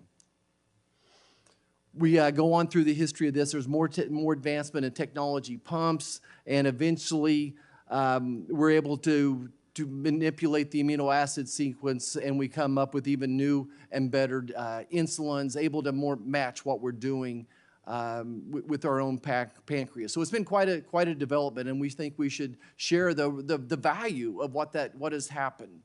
If you think back to 1921, insulin-dependent diabetes, and that's what I'm talking about today. Type 1 insulin-dependent diabetes was a death sentence, life expectancy 1 or 2 years. But once we started squeezing insulin out of the pancreas of animals, people maybe lived 5 or 10 years, but they still were 25 years below the life expectancy of other people in this general population. We continued to 1950, and they're 15 years, mortality rate is 15 years below the general population. In 1978, it's 12 years below the general population, and then today we're sitting at about 7 years below the general population. It's not perfect, but because of these improvements, we've gained a lot of progress. And I just want to stop, Mr. Hudson, what does the future look like for you, just very briefly, as far as innovation opportunities? Well, I think, and thank you for sharing the journey. I think it's important to realize the contribution that the continued improvement in innovation in insulin has made. The next barrier is really to help patients protect the insulin making function that they have, treat them earlier. You know, we launched T-Zield a few months ago, which is to try and stop the progression of the disease, try and halt the disease, try and give young adults a chance to live insulin-free for a number of years, and maybe indefinitely if the trials support that. We don't know, but a life free from needing insulin, a life free from medicines in general, is the ultimate goal. I think we'd all agree with that, a normal life. Well, thanks. I guess I just want to be careful today. We don't throw the baby out with the bathwater. We certainly think that the prescription drugs are too expensive, but we don't want to get rid of the innovation if at all possible. I want to turn back to the PBMs for a second. Again, $600 billion prescription spend in this country. PBM's gross revenue last year was $500 billion. 84 cents on the dollar goes to the middleman. I think I want America to see what's happened in this industry. I think that this picture paints 1,000 words, that we see the vertical integration that's occurring within this industry. Mr. Hudson, of the dollar being spent on prescription drugs, what amount of that money is going to go to the middleman? You've testified earlier. I just want to get this on record again. So it's 84 cents of all insulin on the dollar goes to the system or the middleman. On Lanta specifically, it's 93% across all channels. Okay. 93%. Mr. Ricks, would you somewhere in that same range? Similar insulin, it's 80 cents on the dollar for us. For our whole portfolio, which includes newer medicines, it's about 2/3 of all gross pricing goes to the PBMs and insurance companies. Okay. I think it's been pointed out earlier that these are top 500 companies. CVS is number 4, United Health number 5, Cigna is number 12. Turn to my executives from the PBMs. You all are recently forming some GPOs. Dr. Kushner, where is the location of your GPO? What country? Senator, it's located in Switzerland. And Ms. Cianfrocco, where's yours? It is domestic. It's a Delaware company. Okay. And Mr. Joyner, where's yours? It's here in the States as well. It's a Delaware company. Okay. What is the purpose of the GPOs? Ms. Cianfrocco, what's the purpose of the GPO? And I hope you don't tell me it's to increase purchasing power. Well, it is a group purchasing organization, so it's designed to allow other companies that negotiate with pharmaceutical manufacturers to increase the counterweight against those high list prices and negotiate additional savings to lower the cost of drugs. Okay. It feels like it's a shell game to me. That's what it feels like to me, is that we're hiding money here and there. Mr. Joyner, why don't you put some of these lesser expensive insulins on your list of drugs that you can sell, your formulary? I think, as I mentioned earlier, we have. So in the Lantus example, which is a very high-priced insulin, when a biosimilar was So you're introduced. telling me that the pharmaceutical managers the pharmaceutical makers don't get the story right. They all three said that there's certainly drugs that they have for sale that you won't put on your formulary. If it's not on the formulary, it's because it's not the lowest net cost in the therapeutic class. Dr. Kirshner, why won't you put some of these on your Sorry. formulary? Thank you. Senator Hassan. Thank you, Mr. Chair and Ranking Member Cassidy, for the hearing, and I want to thank all of the witnesses for being here today. I want to start by following up on Senator Smith's line of questioning, because I think all of us here would like a world in which your doctor writes you a prescription and you go to your pharmacy and the pharmacy produces the prescription at a predictable price that the drug companies tell us is their price. I mean, that's what I would like, and I would like it to be a low price. And I think every one of us has experienced going to the pharmacy counter and being told by a pharmacist standing in front of a computer, this won't go through, or you're going to need to pay $300. I know your copay for medications is supposed to be $10, but for this one it's $300, and they can't really tell you why. And we all know, you all know, everybody in this room knows, when you've got a child who's sick or a loved one who's sick and you've just been through a process of getting a diagnosis and getting a prescription that you hope is going to help, this is the last complication you need. So Senator Smith was asking about why not just offer to the pharmaceutical reps here, why not just offer insulin at the price at the pharmacy counter? Eli Lilly, you recently announced, Mr. Ricks, you'd have insulin for $35 or less. Mr. Hudson and Mr. Jørgensen, your companies have said you've made similar commitments. My question is, in your patient assistance plans, how does a patient go about getting this assistance if one of you said it's a $57,000 income threshold? What happens to people who aren't on one of these plans or are uninsured in terms of getting the actual assistance that you say is available to make sure that people don't pay too much for insulin, let's say? Yeah, I can start. Thanks for the question, Senator. It's important. I think we've all experienced the frustration you just described. It's why we've worked hard to eliminate it wherever we can.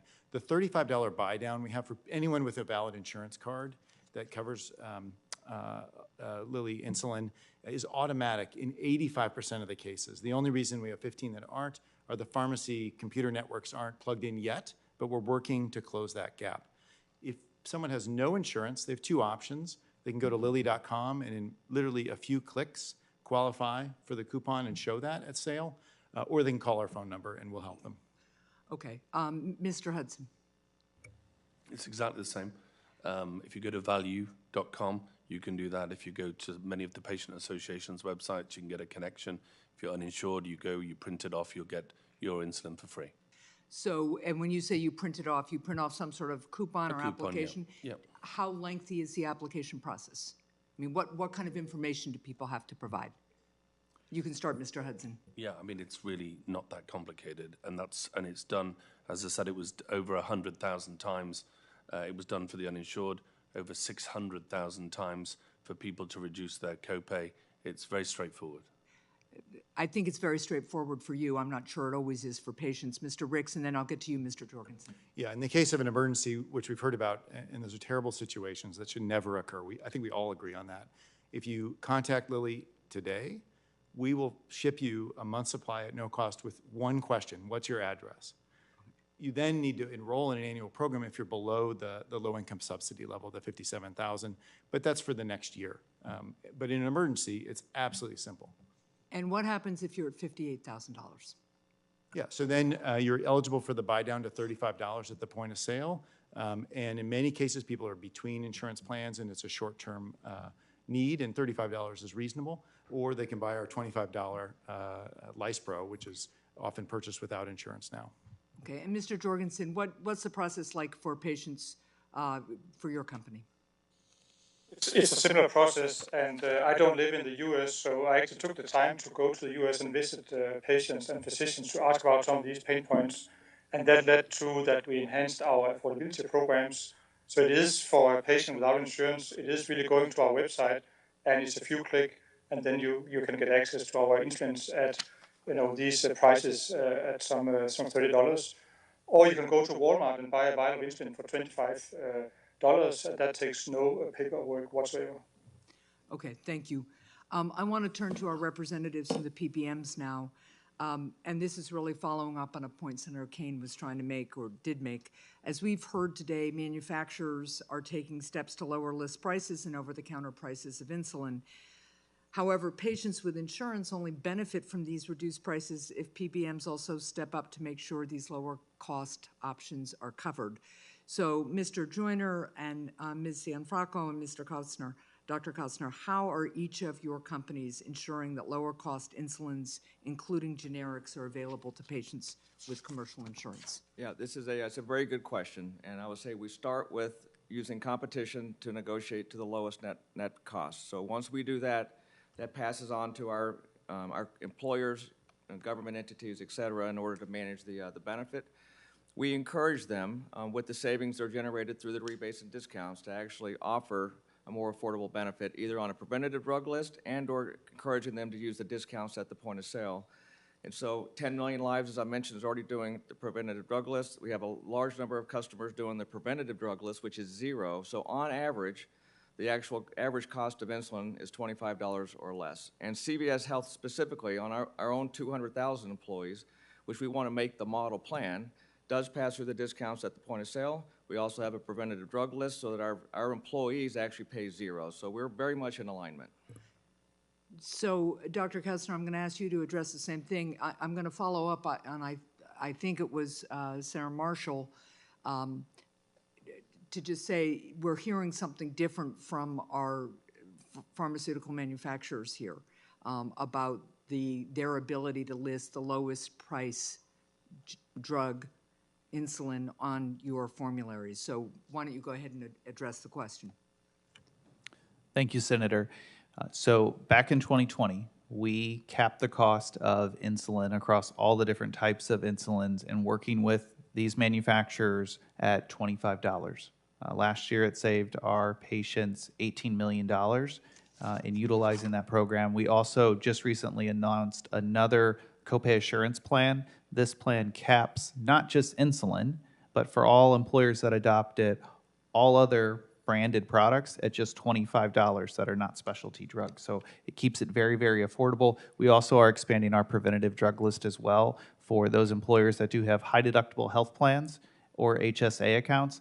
I would say having additional options where today medical and pharmacy are combined in the deductible, separating those, since pharmacy is the most utilized component of the benefit 11 times a year, and having a separate pharmacy deductible would be another benefit for patients. Thank you, and I'm sorry we're not going to get to our last witness because my time is up. I do want to follow up with you, Dr. Kotzner, on the relationships you all have with independent pharmacies, especially in rural parts of the country. Thank you. Thank you, Senator Hassan. Senator Budd. Thank you, Chairman. Again, thank the panel for being here. Ms. Cianfrocco, in your testimony, you said that PBMs develop formularies for the placement of prescription drugs using clinical foundations. I'd like to understand this a little bit better. As you know, this committee is going to vote on a bill tomorrow that asks PBMs about their rationale for formulary placement. So what do you mean by a clinical foundation for formulary placement, and how does this influence a patient's ability to fill the prescription from their doctor? Sure. Thank you, Senator, for the question. First, to be clear, our formularies have some of the drugs we've talked about today, which are rebated, but also hundreds of drugs, generic. They're meant to be the lowest cost options for our customers on behalf of their consumers, but it all starts with, to your point, clinical evaluation by an independent committee that evaluates the efficacy of those outcomes of those therapeutics before they can be offered on our formularies. Okay, thank you. In North Carolina, about 40% of our 10 million residents live in rural areas of the state. And access to pharmacies is critical, especially for those rural patients. I've heard from North Carolinians about rural pharmacy closures and their concern about them. So, Mr. Kautzner, Ms. Cianfrocco, and Mr. Joyner, what steps are your companies taking to make sure that rural Americans have access to pharmacies to fill their prescriptions? We'll start with you, Mr. Joyner.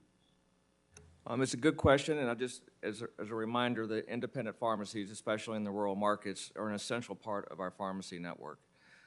In many cases, in fact, they represent close to 40% of all the pharmacies in our network today. We do negotiate generally with what I would call a PSAO or a group purchasing organization. So the independent pharmacies have come together with large wholesalers to actually contract specifically for them. So our contracts with the PSAOs or with that group purchasing organization is actually higher than it is for other chain and grocery store pharmacies. So we've actually reimbursed them more, they've actually aligned with large purchasing organizations to improve their purchasing. And again, it's what we believe is an essential part of our pharmacy network. Thank you for that. Dr. Kautzner? Thank you for the question, Senator. As a pharmacist and a rural American myself from Missouri, it's extremely important for our organization to ensure that patients do have access regardless of where they live in this country. Unfortunately, today, less than 10% of physicians live in rural America, even though over 20% of the population does. So we're working with independent pharmacies, one, in improving overall reimbursement rates for rural pharmacies, on average of 10%. Secondly, we're working with them to do things beyond pharmacy to provide improved access to care of other services, whether those be for diabetes testing, vaccines, doing components around behavioral health testing, opioids. And so those are additional services where they can provide quality of care and be accessible where you don't have to go to your doctor where they may not be. So we're working to enable rural and independent pharmacies so that they can be much more of a health center so patients have access to quality care regardless of what zip code they live in America. Thank you for that. Ms. Cianfrocco. The independent pharmacies make up over a third of the Optum Rx network, so they are a critical part and their service is unique.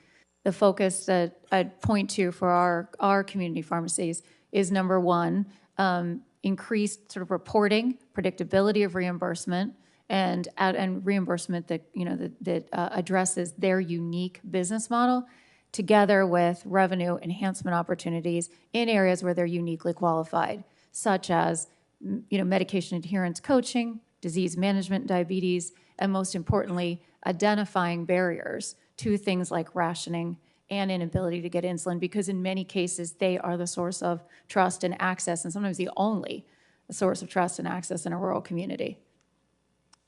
Thank you. Thank all the witnesses. Chair, yield back. Thank you, Senator Budd. Senator Casey. Thank you, Mr. Chairman. I want to thank you and the ranking member for the hearing. I want to thank all the witnesses for being here. I'm going to be rather brief in light of the time and the vote that's going on. I don't think I have to explain to anyone in this room. I think there's a consensus. When we go back home, we hear from people about the cost of prescription drugs.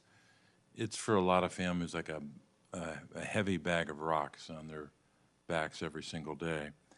And we've got to do a lot more. And I think both sides of this table have to do a lot more to lower those costs. We're happy the Inflation Reduction Act got those costs down for Medicare Part D beneficiaries. We're happy the companies took actions after that. But my question is, why stop at insulin?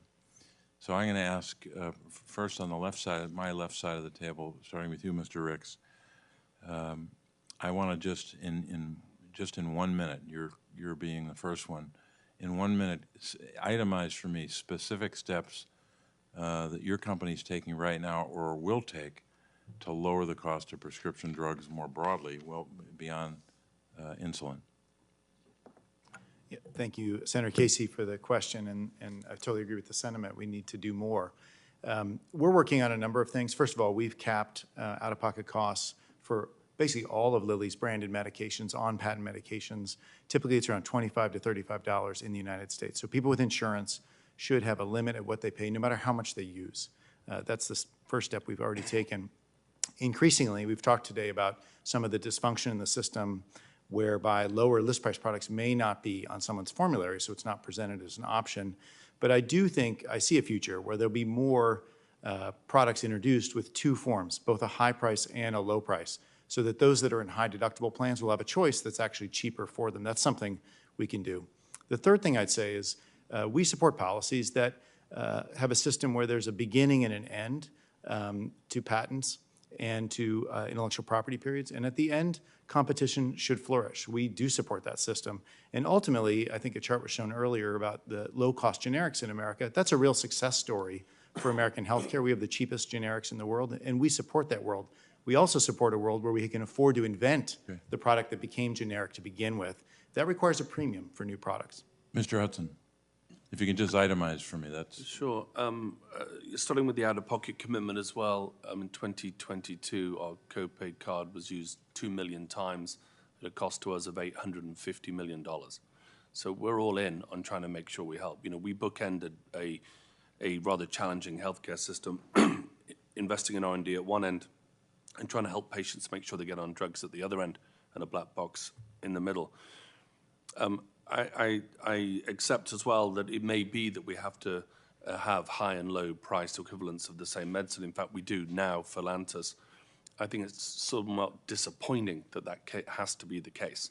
I think there has to be a better way where lower prices, lower out-of-pocket, and a reasonable fee, by the way, for a service is provided along the chain. I think it needs some effort. To biosimilars, I think biosimilar penetration in the US lags the rest of the world. And I think, it really should be 60, 70%, mirroring what's happening in Europe and other places. And it isn't, and we have to look to why that is. We bring them forward, but it is not us to choose what goes on a plan. And that's, a broader conversation about how to reduce healthcare costs in the United States. Mr. Jørgensen?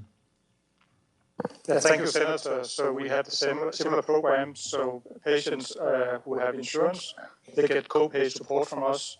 So they typically pay around $25 in copay. And for patients without insurance, we have patient assistance programs for all our products. And I'll just add that I think we should really focus on what is it the patient pays at the counter. We hear a lot about passing on rebates to clients, but it is really a matter of what the patient pays at the counter that this whole debate should be about. Mr. Joyner, it's a similar question, but what additional steps can you and the other PBMs take to ensure that patients can afford prescription drug costs? Well, I'll go back to the original premise that competition works. And so we will continue to look for competition in the therapeutic categories, lowering the cost for the plan sponsors or the employers and unions, et cetera, that actually pay and fund the benefit, and then encouraging them to adopt benefit designs that actually allow it to be more affordable for the members, similar to what we do at CVS, which is a $0 copay for insulin. Doctor? Thank you for the question, Senator. We're absolutely focused on continuing to lower costs for our employer plans, our clients, but also for patients. We just introduced a new copay assurance plan, which is flat dollar copays, $5 for generics and specialty generics, $25 for preferred brands, $45 for specialty brands that we are bringing out to our constituents. We are also, through competition, continuing to beat the drum on biosimilar accessibility, interchangeability, and having more access and reducing the patent life for biologics down from 12 years to 7 years to enhance that competition, which will flow through to have additional options in the biologic space. I'd also say there's been a lot of focus here on just price. Care is also a key component of what we do and what we must continue to do. So when patients are on the drugs, they're on the right drugs, and we're able to help them with specialized care models that we have based on specific disease states like multiple sclerosis and diabetes. So you have nurses, physicians, and pharmacists that are trained and can help those patients. Through our program, over 80% of the patients that have specialty conditions are adherent on their medications and can have better health outcomes to live better and healthier lives. Ms. Gianfranco? Thank you for the question, Senator. I'll point to three things. The first is a continuing commitment to work for lower drug costs, and that is through a negotiated savings or a list price. We're looking for lowest list prices. We embrace the lower list price. We are welcome the lower list prices from the insulin manufacturers, and we request more of it. I'll give you one example. Biosimilar for a highly utilized drug, Humira. New biosimilars have and are coming to market. We're offering up to 3 of those biosimilars at parity with the original product so that patients, their prescribers, and the health plans and clients can select the best option for them. And where the biosimilar manufacturer offered a low list price, we are offering the low list price. Second thing I'll point to is we will continue to recommend and push for benefit designs for our clients that would use the savings that we negotiate and put those to consumer out-of-pocket costs, particularly in the high deductible plans. And the third thing is to Senator Hassan and Senator Smith's comments that no one should be confused at the pharmacy. So additional tools that help consumers navigate their benefit, understand the best options in generic and brand drugs so that they can find the best affordable option for them. That's our commitment. Thank you, Mr. Chairman. Thank you, Senator Casey. Senator Mullen? Thank you, Chairman. I'm just going to make an open comment here. I kind of feel like hell's freezing over because Chairman Sanders and I actually agree on something, and it's that something needs to be done with PBMs. So I do appreciate you having this hearing and the order that we're having it, Chairman. That's actually a compliment coming from my side, if you can believe that. I want to point out this chart behind me. This is the integration chart where it starts showing how PBMs have integrated themselves and they've become their own customer, which is kind of like the fox guarding the hen house. And it's difficult when you start thinking about that Congress was actually wanted to help stand up the PBMs to help bring down cost. You've seen costs do nothing but skyrocket on prescription drugs. At the same time, you've seen that PBMs have become literally $1 billion industry. In the last 5 years alone, you've seen prescription drugs increase by 16%. At the same time, you've seen the net income of PBMs and their integrated companies grow substantially. Start thinking why. I mean, if the $1 billion industry has grown up, it's not because of taxpayer dollars. It's because it's got to be going to the drug cost. And if it's going to the drug cost, who's ultimately paying that price? Well, it's the consumer. Obviously, the money's got to be passed on to someplace. It's just retail politics, and it's retail consumers. The price has to be made up because every one of you guys are in business for profit, and I think that's great. That's called America. We're able to do that. But I want to kind of bring down on some things that need to be clarified. For instance, when Senator Marshall was asking the question of why is it that some drugs aren't able to make it to the market, and I believe it was said that they are if they're the lowest cost. But Mr. Hudson, when that comment was being made, you were shaking your head saying, because what Senator Marshall was asking is what prohibits drugs from coming to the market, especially competitive drugs, because everybody says competitiveness is what brings down the price, and I agree with that. But I don't think you actually agreed with, is it Joyner? With Mr. Joyner's answer when he said it's based on formula, whichever is the cheapest for the consumer. And as I was noticing just reading your body language, you was going like this. Can you explain more from your perspective what prohibits drugs from coming to the market? Yeah, I think what I was perhaps reflecting was a lack of unknown. Because, you know, as I said, in 2018, we launched a lower price Admelog, you know, in the insulin market. Last year, a lower price direct equivalent made in the same factory. And, you know, you would expect if price was the answer, and perhaps we talk at slightly different terms, you know, the use of cost versus price, I'm not quite sure what it means on both sides, but I'm reflecting on the fact that if the intent of the chair and everybody here is to lower the price of medicines, and we do, and it doesn't change for patients, I don't know so why you that is. You brought a generic to the market, and that was significantly cheaper than the other one, but it didn't reflect the patient's Well, it didn't. payment? It just didn't get listed in anywhere. If price is really the motivator, it would That's have been listed. interesting. And who prevented that from being listed? I was not part of that conversation. But I mean, but the PBMs is the ones that helped bring that to market, right? Well, my assumption is Your assumption? the PBM. I think you're being discusses very with the politically polite here, and I appreciate that. But I think we can all read between the lines on this one. Mr. Ricks, when you're talking about rebate checks, because the comments were made earlier, because the question was asked about rebates, and our PBM officials over here, they were saying that the PBMs go to their customers, which I'm curious of who the customers are, because I think the public would assume that it goes to the public, to the individual, to the person buying the drugs. But I know I have 6 kids that seem to always be in the emergency room, that always seems to be getting prescription drugs of something, and I've never got a rebate check. So who's the customers? Where do you send your rebate checks to? Yeah, thanks for the question. We send them to the PBMs, as mentioned. But where does the check actually get mailed to? Does it get mailed to someplace inside well, the United States? increasingly, we were instructed to send them to the GPO. Where's the GPO at? I think it was asked earlier, the various organizations you have up there. But most of your checks, what country are they mailed to?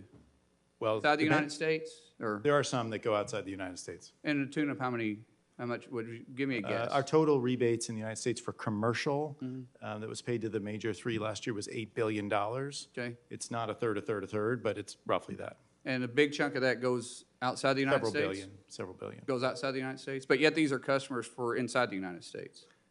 Yes, right? These correct. are rebates for customers. U.S., access to U.S. formularies, yes. But yet your rebate checks aren't actually staying inside the United States, the biggest chunk of them. Correct, or a big chunk. That's yes. interesting. That's interesting, too. I wonder why that is. And so when we start talking about customers for the PBMs, who are your customers that you're referring to that the rebates go to? Because you say the PBMs only keep 97, 98, or you guys send out 97, 98% of your rebates, right? And the customers is the insurance companies, right? So, Senator, our customers, so Express Scripts has over 2,500 customers. Many of them are employers, small, middle market employers, some large employers. Labor unions are our clients, So public sector entities, or self-insured, and health plans. And health plans, right? Yes, But also self-insured, yes. But also your insurance companies, right? And the whole reason is to supposedly bring down premiums. But yet, if you look at this top line here where it says insure, the PBMs own the insurance companies that their rebates are going to. It's self-integrated. So you're rebating yourself. That is just, wow, great business model. And we wonder why prices are high to our consumers. And this is why the chairman and I actually agree on something. This isn't working for America. It's working for you all great. I mean, you guys are killing it. But if we're talking about bringing down prices, what have you all done to bring down prices? That was the whole reason why you guys were created, to bring down prices. And we've seen nothing but them increase. It's not going to the pharmaceutical companies that are making it. It's not going to the pharmacists unless you own them. But if you own them, we really don't care if it makes it, because upstream or downstream, depending on where they are in the integration chart, that's where you're getting your money back. And you wonder why you're here? Are you actually serving your purpose? Heck no. You're not. And as I said before, it's like the fox guarding the hen house. You have literally forced us to make the changes. And in my private company, if I have an entity that's not being effective for what their intended purpose is, I would shut them down. And that's what I think the solution here is. With that, I yield back. Thank you, Senator Mullen. Senator Lujan. Thank you, Mr. Chairman. Thank you, Senator Mullen. I appreciate that line of questioning as well, sir. One thing I wanted to share with everyone as we open up today is one thing I'm very proud of is that New Mexico, as you all may know, recently moved to cap insulin at $25 for a 30-day supply. I think we're seeing more and more attention state to state, clearly here. I appreciate agreements to make insulin more affordable at $35 as well. And I'm hoping that we can find some common ground here to expand upon that. And, you know, especially when we talk about folks where this is make it or break it. And for me, that has new meaning. As some of you may know, I survived a stroke about a year ago. If folks don't get their insulin, it'd be like if I didn't have a neurologist or a neurosurgeon. It's a false choice to think you can live without. And there's too many families back home that have shared with me decisions they're making on trying to make that insulin last longer than it should, making decisions about what they're going to buy. And I join my colleagues in saying, whether it's this or in other areas, not in our country. That's just, I don't want to get in the way of innovation. I don't want to stifle research.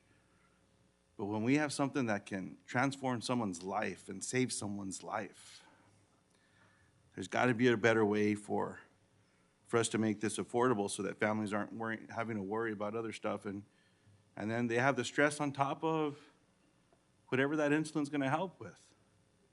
And I can tell you that stuff doesn't help. Because you could land up in the same situation that I was in.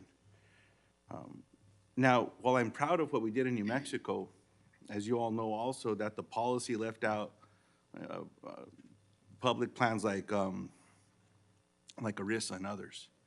So there's still almost 200,000 people in New Mexico that need insulin that don't get the cap.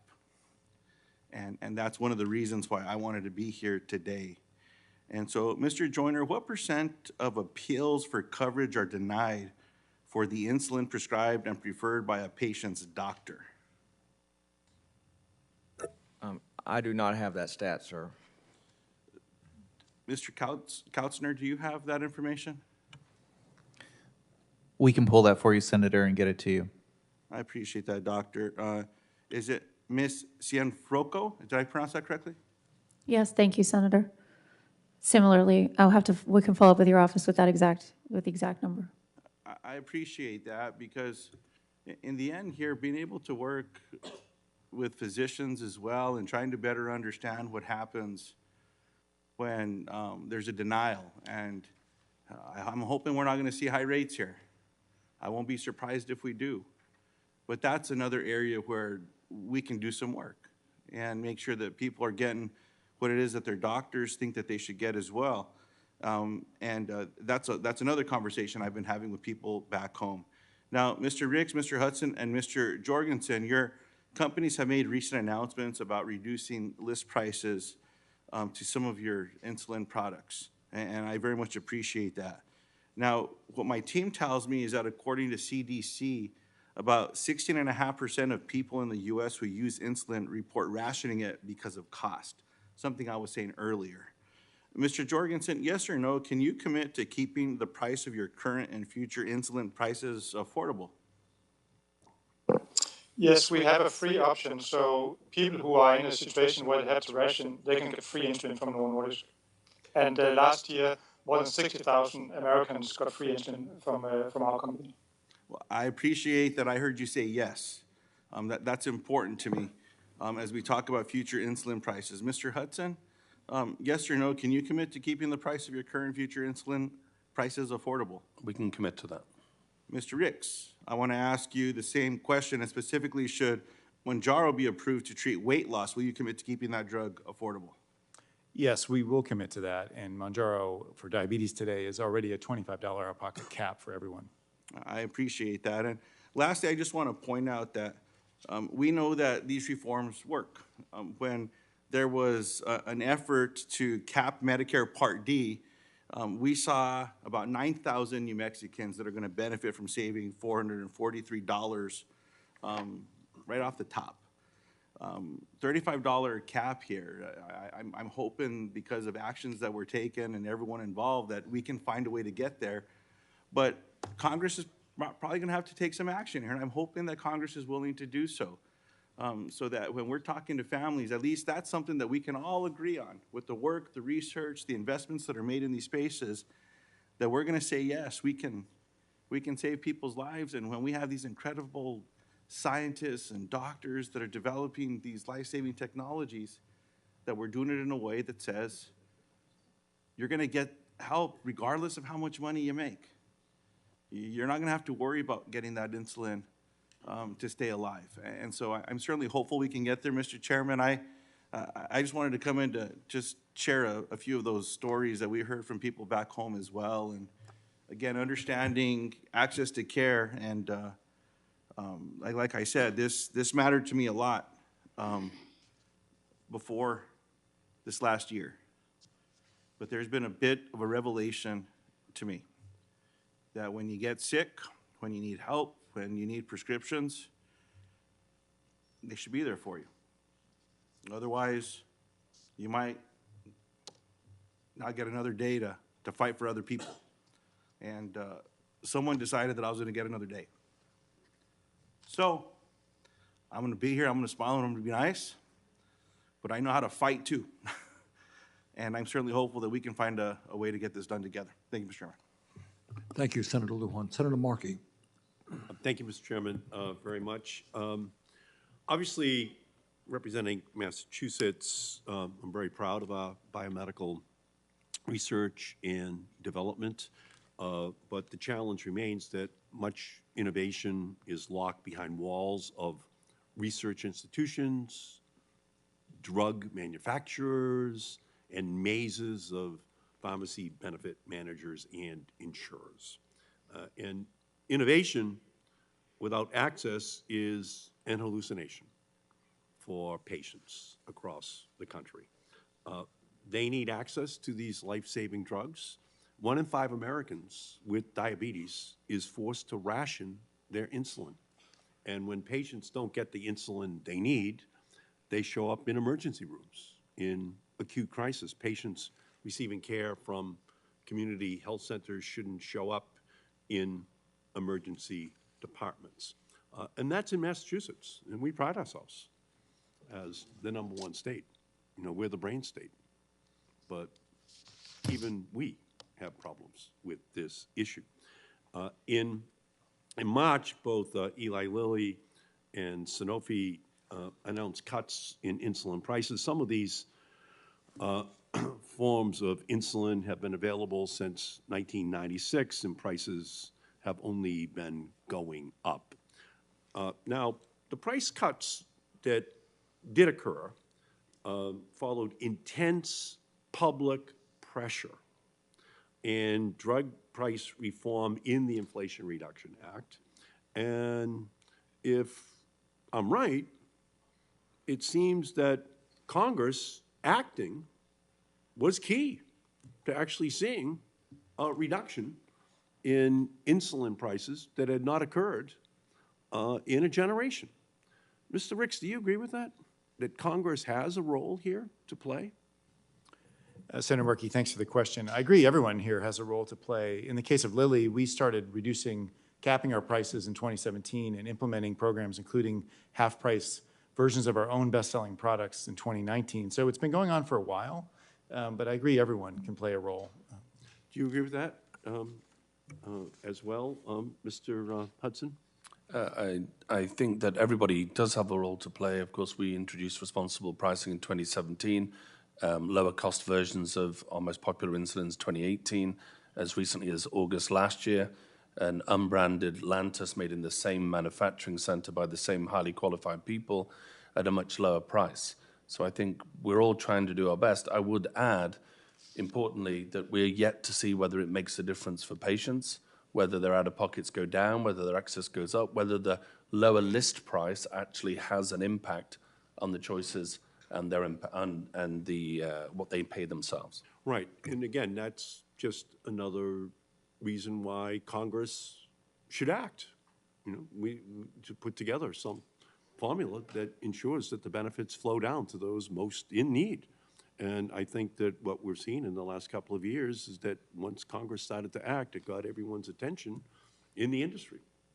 And some of it was voluntary, some of it was coerced, but from my perspective, it did demonstrate the need finally for the Congress to be playing a role because the system is broken fundamentally. And we have to find ways of ensuring that that all of these benefits ultimately flow down to those who are most vulnerable. So, Mr. Jørgensen, do you agree that Congress acting has helped to control the drug prices out in the marketplace? So, Senator, we, like the peer companies, we have faced declining prices since 2015. We have also tried to launch products with a lower list price. So I agree with you that the complexity of the system creates a flawed system where patients are not getting the benefit. I think we should again really focus on the patient, that what happens at the counter for the patient. If you have insurance and high deductible and you end up paying a list price, that's a big issue. And that's the story I hear from many patients, that in the beginning of the year, they are in a very tough situation. And for those patients, we have already passed on the rebates, so they actually pay manifold more than we as manufacturer got for the product. So just this week, Eli Lilly announced positive results from phase 3 trials on its own Alzheimer's treatment. And just as insulin for people with diabetes, these drugs could be a lifeline for people diagnosed with Alzheimer's. But comparable drugs on the market cost over $25,000 per year. This is completely out of reach for most Americans, and if the medication is covered by insurance, it will weigh heavily ultimately on taxpayers. Eli Lilly has demonstrated that they can reduce their prices compared with their competitors. They've done it. Obviously, this is a good example that we're talking about here today. Mr. Ricks, will you commit today to offering your Alzheimer's drug at prices lower than your competitors? Thanks for the question. We're really proud of those results, so I appreciate you highlighting them. We've been working in Alzheimer's for 3 decades and spent over $8 billion on research to get to that point. Today, unfortunately, there's a blockade on Medicare access for Alzheimer's drugs. The first step we need to talk about is how to remove that, because as you would imagine, most people rely on Medicare, rather, who have the condition. I think when you have Medicare coverage, the out-of-pocket cost for patients will naturally be low. And I think the primary issue we want to talk about is how to lift that prohibition from Medicare. Right, no, I appreciate that. What you're saying on the one hand is, we'd like to help patients, but we have to have the federal taxpayer cover it. And that would ensure that obviously you would get paid. But the question then comes back to you. What can you do to lower the price that then makes it more affordable, separate from a Medicare reimbursement? And I think that's the central issue that we're dealing with here today. It's the excessive, profit taking from a corporate perspective that just leads to catastrophic pricing, and then the off ramp is, well, we'll just have to have the federal government pick up the tab. And I think that's something that this hearing is intended to finally put a spotlight on. In terms of corporations reducing their pricing and maybe having a more reasonable discussion with the federal government with regard to then what is the cost to the federal taxpayer. If I could, Senator, we will be reasonable in our pricing in the sense that we'll produce value to the healthcare system by delaying the effects of Alzheimer's. But unique to Alzheimer's, Medicare beneficiaries paid into that program their entire life, and they have access to every other type of pharmaceutical for every other condition, but not Alzheimer's right now. I'm just pointing out that flaw in the current system. That needs to change. And what I'm saying is $25,000 a year is too high. And it's the ask that then goes to the system that then people are then afraid would have an excessively impossible burden for the system to be able to carry. So it then comes back, the ball comes back to you in your court in terms of what you can do to lower that price as you're looking out at this vast number. We have 15 million baby boomers who are going to have Alzheimer's. And that's just for our country. This is a global issue, obviously, and so your market is going to be massive, and $25,000 per year is just too extraordinarily high. Thank you, Senator Markey. Senator Cassidy wanted to say a few words. Two quick questions. I felt in my first round I must address spread pricing, but Mr. Joyner, Dr. Kostner, both of y'all spoke of things that your organizations are doing to address some of the market distortions. I want to acknowledge that. both for the rural pharmacies as well as for those people within their deductible. Is a question of how do we get wider spread adoption of some of the things that y'all are doing that would actually address the things that we are frustrated about, that I hear about at church, like, let me go, let me go, let me go. And I don't know if you have a real quick comment on that. I'll call on you, Dr. Kautzner, because again, I appreciated our conversations. All the things that you've done, is there a way we can get better, faster uptake in the market for that? Thank you for the question, Senator. So absolutely, we are leading the way on patients having accessibility and affordability with our new copay assurance plan that we've developed. Cigna actually, as an employer, is going to implement it on 9/1 and lead the way for that. We're also asking employers or pharmaceutical manufacturers to help us offset the cost to employers as we bring down the cost of getting to $5 generics, $5 specialty generics, and $25 brands. In terms of our initiative around helping independent pharmacies, we're absolutely working with them in partnership. We've actually created a committee with other independent pharmacies from across America, so owners of pharmacies that will help to inform us so that we can very quickly implement some of the things that I spoke of with Senator Budd. So we're excited to get to work on that and to make some real improvements, especially for rural Americans. Thank you. Ms. Franco, I don't know this. I know what I'm told, not what I know. I am told that the rebate aggregator is where a lot of money hangs up and is not included in that 98% pass-through that you described.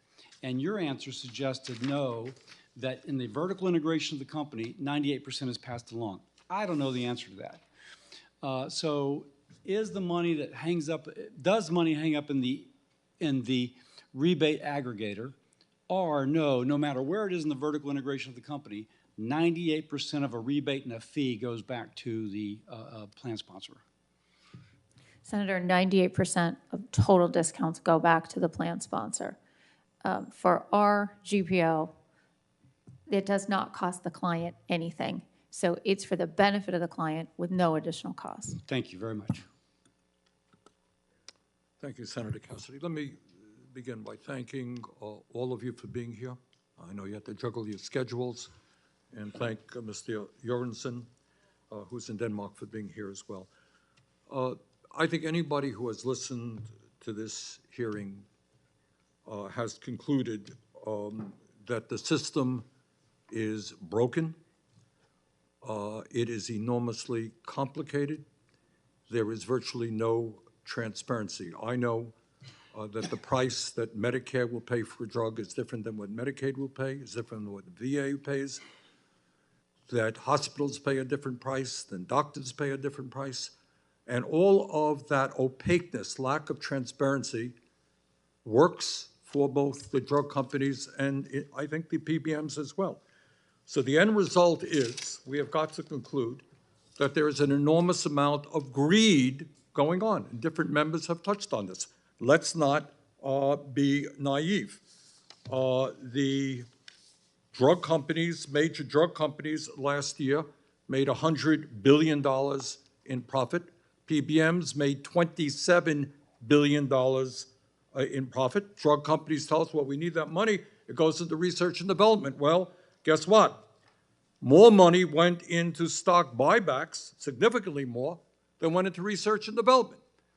So Wall Street and your investors are making huge amounts of money while ordinary Americans are going bankrupt trying to afford the drugs that you sell. And I got a real concern that many of the new drugs that are coming out are outrageously expensive.